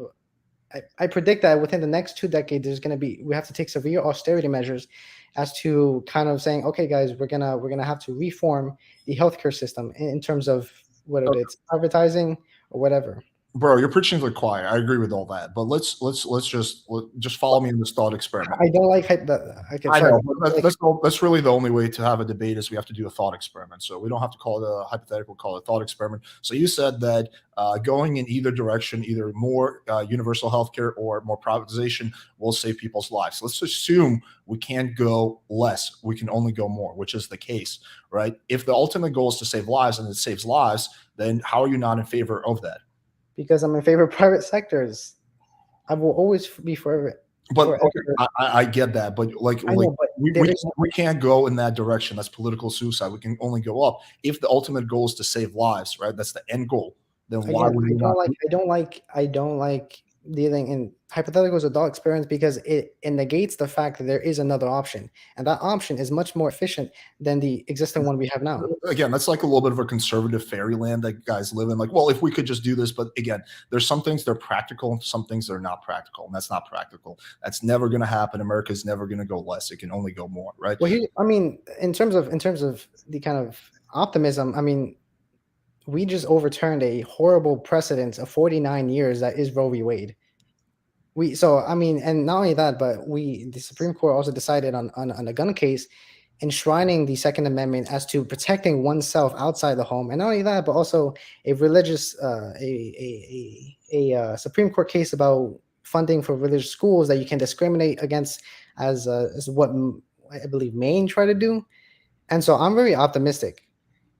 Okay. Do you think Medicare and Medicaid are going to get taken out? Like, do you really think that can happen? What do you mean by taken out? You mean privatize or? Yeah, like you think Medicare and Medicaid is going to just be removed? Like how? Like you really think any politician would even go in that direction? Well, in 20 years, if the politicians say, okay, guys, we have no more money, we're either going to have to take austerity measures, cut back on our deficit, cut back on the debts, ramp up, deregulate the economy, or we just have to tax more people, inflate the currency more, or borrow from other countries. They will definitely do the latter. America politicians are very fiscally irresponsible. But that's the thing. An economy cannot survive the way. So if you want a constant stagflation or recession that we might be in right now, recession, then that's the way to go. And the people are not going to vote you in. They're going to keep on voting you out until we have people who, I don't know, again. I mean, I think also you have a little bit of an idealistic idea of how politics works. People who have the best ideas aren't the ones who get elected. It's the people who virtue signal and promise the most shit. Those are the people who get elected, and they just never deliver. So politics isn't best man gets the job. It hasn't been like that ever. But again, this is one of the core issues I have with this conservative argument is that it's like life. It's like we only care about life until it comes out of the womb. So it's like, oh, a potential newborn baby, yeah, let's do everything in our power to save it. But then like once the baby is born, universal healthcare, fuck that. Like so it's kind of like there's like a little bit of a double standard and a contradiction there. I think you have to either be for, if you're a pro-life position, then you have to be for universal healthcare, and you have to be for anything that reduces human life, because I would argue that a human life, once it's outside the womb, is probably a little bit more valuable than a fetus. Again, with the universal healthcare argument, you're arguing that I will have my baby as long as you subsidize me through universal healthcare. No. You're misunderstanding the argument. It's a lot. I'm not gonna have a baby either way. I'm seeing if you're logically consistent. It has, those two things are not related. It's not related in the sense like they directly follow each other. It's more of like, are you pro human life, or do you have a more pragmatic position? And it sounds like on Roe versus Wade, you have a more idealistic position, right? You're like saving lives. But when it comes to other things, you have a more pragmatic position where it's like, okay, do the pros outweigh the cons, right? So it's just like, why is a fetus more important than a potentially a poor person in their 20s who doesn't have health care? Again, so again, I'm one of the most pro-life people I know. And so when it comes to if the baby is outside the womb, I automatically not care about it. That's not true. It's just. But then you should be for universal health care. No, because then again, that constructs a scenario in which a private sector does not exist. When you create that hypothetical, you're taking away the alternative and just creating a uniform scenario. That's not how life. That's not how life works, and that's not how this current But you're doing the same thing with Roe versus Wade. You're also taking away an alternative scenario, right? Where that baby. Because that baby might not have been born, right? That person might have had that woman and whatever father too potentially might have had completely different life, right? So it's like I never made the argument. I don't know what argument. It's just like on one of these things you have an idealistic position, on one of them you have a pragmatic position, right? You're saying, oh well, there's better alternatives to universal healthcare. Sure, okay. I agree with that, but like universal healthcare will save lives. So, and the other better alternatives like more privatization are not happening. So if the end goal, the ultimate thing, the thing that matters the most is saving American people's lives, then we have to be for universal healthcare, because that will save people's life, despite all the costs and despite all the other shit. Again, no, you did not. Like I don't know how to keep on saying it. That means if you were to say that if you're so pro life that you have to subsidize other people's health bills, I don't know what that's kind of an inane argument, because if I'm pro life, I want that baby to be born, and then again, I've said this before. I'm sorry if I'm being a repeating record, or I think that's an adage. But but for vast swaths of human history, American history, localities and charities and churches took care of most of the work. Excuse me, sorry. And so again, and then the private sector would do most of its part. Like I don't know how to keep on. I don't know how to say it differently. I see your point, but again, what I'm trying to say is that you have a pragmatic position in one of them, and idealistic position in other ones, right? Which is logically inconsistent. For example, what is exactly abortion Roe versus Wade? It's not like it's not you deciding for yourself. It's the government deciding for society what they can and can't do. No, right? It's the people. Wait, are you talking about if Roe is overturned? Now that's overturned? Now there's a whole bunch of states that have an automatic thing that if it gets overturned, they ban abortion, blah, blah, blah, right? So yes, you can say that's reverting power to the states, but ultimately even states are government. So it's the government coming in and saying, hey, woman, you cannot get an abortion, right? We're making a decision for other people. No one's saying, if you're pro-choice, no one is saying that you have to go get an abortion, right? It's just like each person gets to decide for themselves. So we are saying the government can come in and tell women what they can and can't do, right? But Because then it's protecting human life. But then again, if according to the argument, then why shouldn't the government come in and help sick people who are dying, give them health care, right? Because it's not government's role to do that. Same argument could be made. It's not government's role to tell women whether they can and can't get an abortion.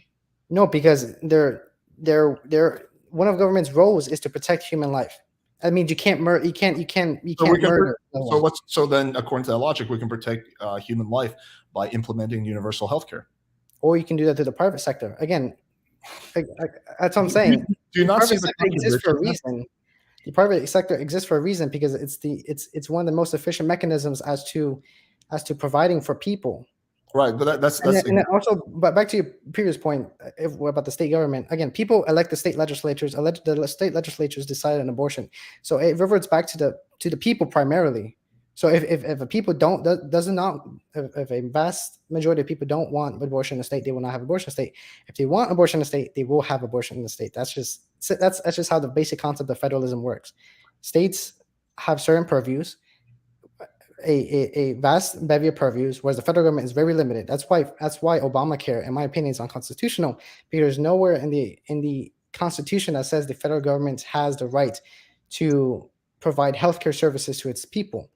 But okay, but you said that the U.S. government needs to protect human life. If Obamacare saved people's lives, then isn't it doing its end goal? Not to the means of healthcare services. Please tell me where in the Constitution where it says that the federal government can save lives by instituting healthcare services. Where does it say that the federal government needs to can protect lives by outlawing abortion? It's the same exact argument.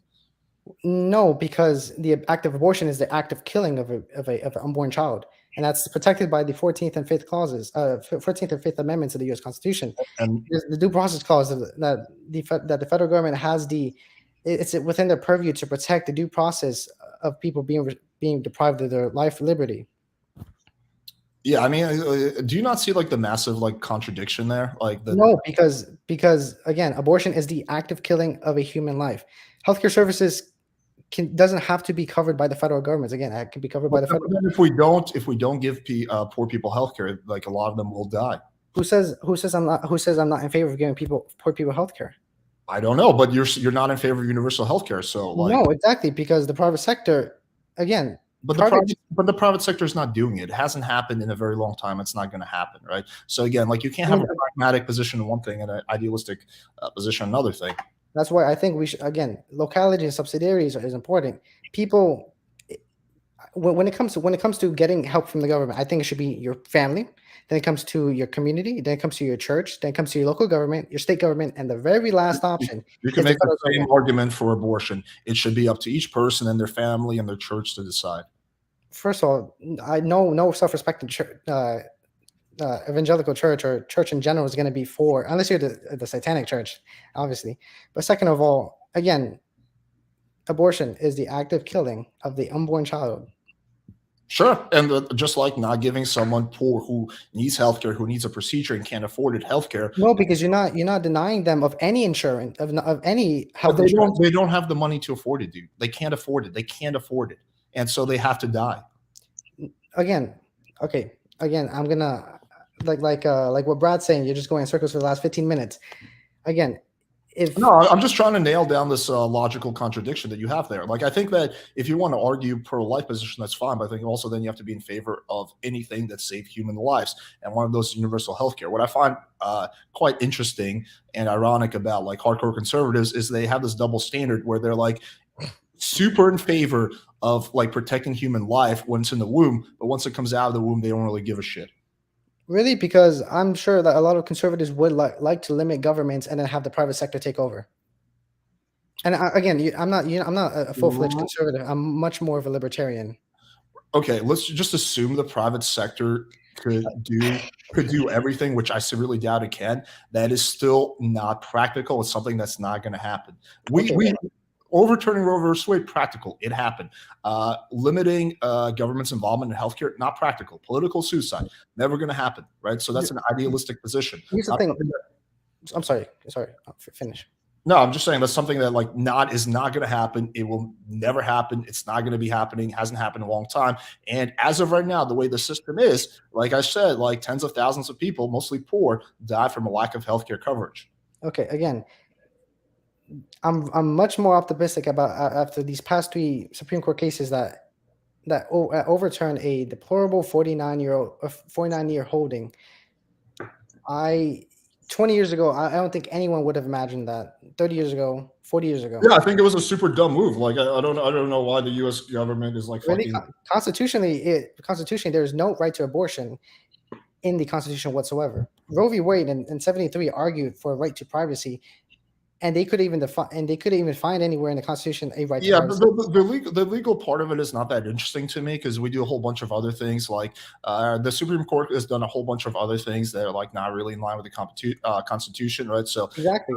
so So that's I like the fact that we're reverting back to the kind of original. okay. But should we revert Citizens United then? Because there's nothing in the Constitution about that. Freedom of speech. For corporations? Yes, corporations are people. That's exactly what Citizens United said in 2010. That corporations are people, and that people can actually give money, and that money is a form of speech. Here's the thing: I would love to see a bunch of court cases being overturned. Actually, Alito, who wrote the draft opinion, said I think like on 3 separate occasions that, don't worry, guys, we're not going to overturn cases like Abergefell v. Hodges, which if the court was worth its salt, they definitely would.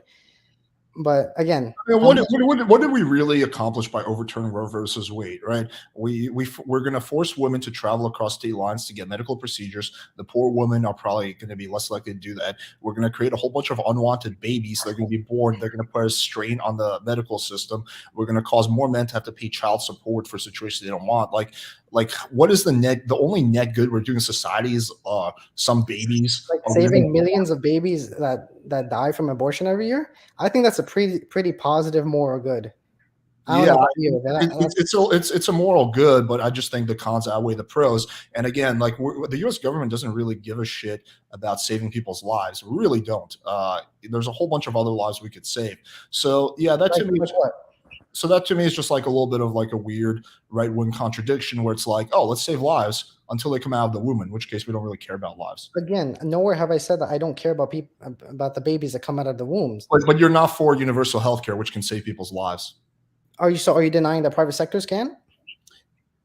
The private sector, we're not moving to a place of regulation. It's not practical. Whether it can or not is irrelevant because it's not practical. It's not happening. Medicare and Medicaid are not going anywhere, right? So it's not practical. Again, that's not the question. Again, you're twisting the tables on me.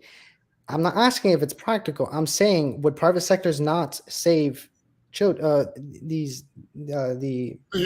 saying if we remove all regulation and just let the healthcare system regulate itself, basically? Yes. I think there's pros and cons to doing that, but no, I don't think. I think there's going to be a whole bunch of people who are going to fall through the cracks. So yeah, I think there's still going to be people who can't afford healthcare who are going to get fucked. Same argument can be made for Obamacare, where Obama said, "Don't worry, guys, you can keep your doctor." You know how many people lost their health insurance plans? Bro, I'm not Obamacare, which is universal coverage. I'm not a big like Obamacare proponent. I would have done things differently if I was building the healthcare system. I get that. But so again, if the end goal is saving lives, yeah. So like if we fully privatize everything, no, there's going to be people who can't afford it, who fall through the cracks, who are ultimately going to die. Yeah. Okay, same thing with this one, except you're not paying anything because you're just being stripped of your plan. But why are you bringing up Obamacare? Like I'm not a because that's our current healthcare coverage. That's people's current healthcare coverage. Obamacare was passed in 2010. Right, but I'm not like a big advocate of Obamacare. Like this still doesn't take away from. I get it. No. Like, if we fully privatize everything, that there's some people who are going to slip through the cracks and die. I'm not denying that, but you also can't deny that people haven't slipped through the cracks through Obamacare. Sure, they have. I'm not denying that either. Yeah, sure, they have slipped through the cracks. But the question is, what are we going to do, right? And so if the end goal is saving lives, then the best way to do that is with universal health care. Because with a private system, fully private system, people are going to slip through the cracks. But again, people are slipping through the cracks now. The question is not what we're going to do. The question is, they are. I agree. They're slipping through the cracks now. The question is which is most efficient as to give people the most amount of healthcare that they can get. At okay, most efficient system is, of course, a private system. The private sector is more efficient, but there's a difference between the most efficient system and the system that saves the most lives. Those two are not always the same thing. So yes, if we just fully privatize everything, of course, it's going to be way more efficient, and that's going to bring costs down. But there's still going to be people who die. Versus universal healthcare, we're going in the other direction. It's not nearly as efficient, right? But we are going to save the most amount of lives, right? And I think that if the goal is to really protect people and save their lives, then like, how are you not going to be in favor of a system that saves people's lives? Because there's, again, another system that can save people's lives. And again, if that, again, because we're in the worst of both worlds, we're between decentralization and centralization. This is where communities come up. This is where the localities come up. This is where subsidiarity comes up. Again, goes back to the conservative fantasy land. That's not actually no. Again, for the vast swath of 17th century and 18th and 19th century of American history, that is what happened. But we don't live in the 17th and 18th century. The world is radically different now. People are have way less tight-knit communities than they did back in those days. Totally different social fabric now. But there are actually some pretty tight-knit fabrics where it's a Hasidic community of the Jewish community. Very, very small exceptions for the average. But that's what I'm saying. Churches and private charities do a lot more than government can ever do. Also, I like to point out what Drew says. This debate is boring. Pretty wild that I think meaning you, admitted that baby murder is okay though. So I do remember you saying baby murder is okay. But what does that statement even mean? Baby murder is okay. Do I think it's generally bad for fetuses to be murdered? Sure, yeah. I mean, it's not great. Okay, why? But I just think the pros, the cons of overturning Roe versus Wade outweigh the pros. Why? So why is abortion bad? Why is killing a fetus in the womb bad if it's not a life? It's a potential life because it could potentially be a life.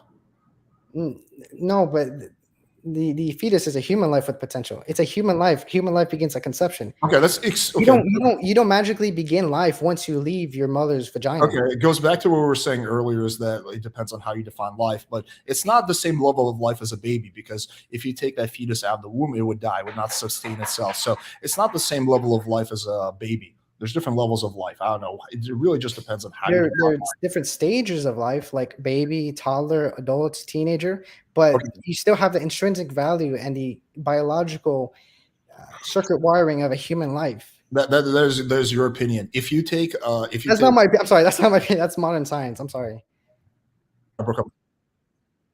Okay, so pull up the science. You just talked about it, but I haven't seen it. I don't even know. This is not a scientific issue. This is an ethical issue. You can draw the line somewhere differently. Everyone draws the line differently, right?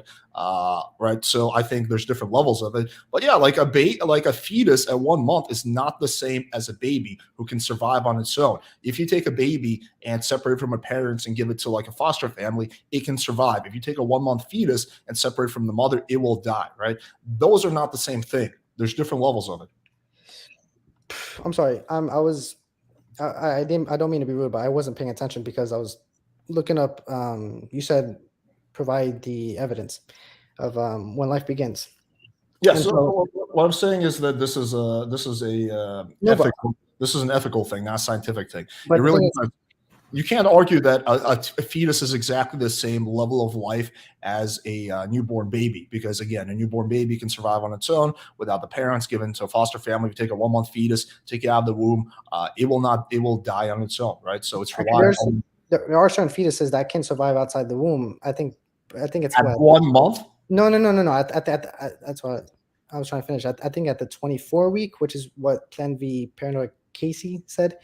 But anyways, like I was saying, the American College of Pediatricians concurs with the body of scientific evidence that human life begins at conception, fertilization. Scientific and medical discoveries over the past 3 decades have only verified and solidified this age-old truth.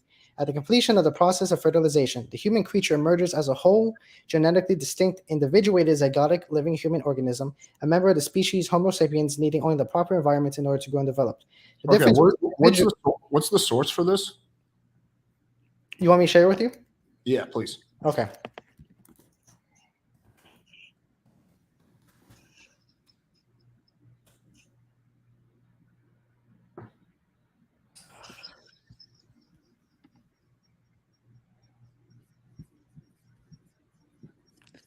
Okay.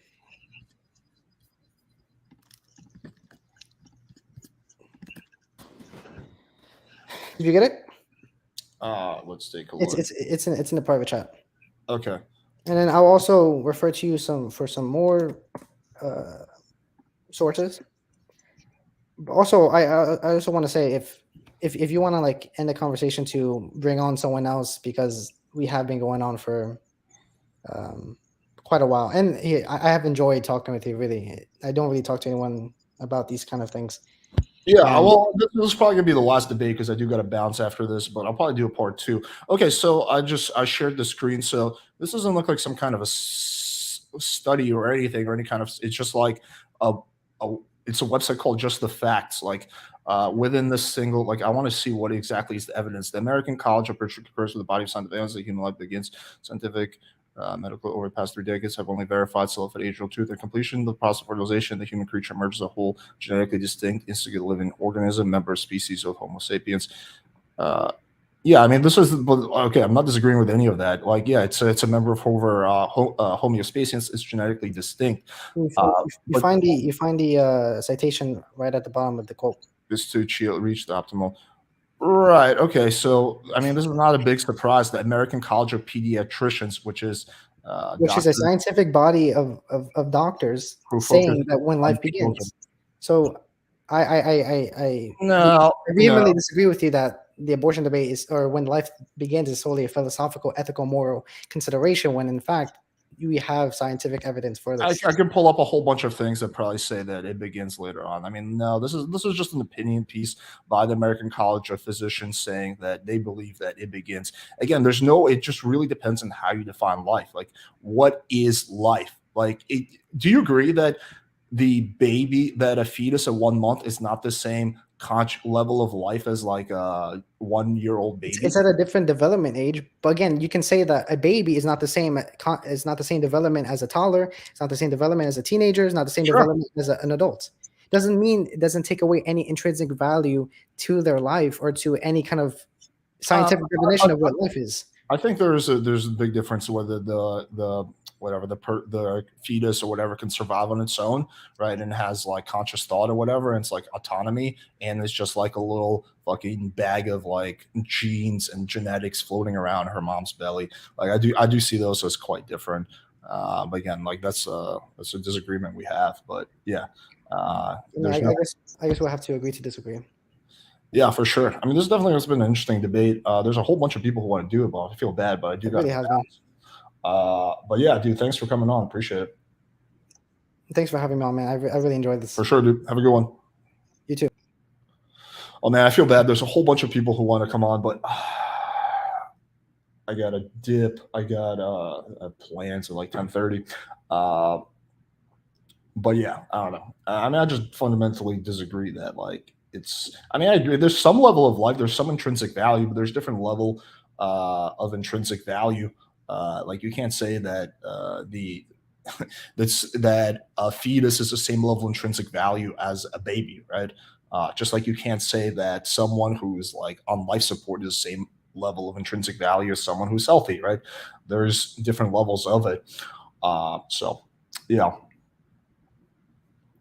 I don't know. But this is interesting that this is like the one topic that a lot of people disagree with me on. But this goes back to what I was saying earlier. But I do think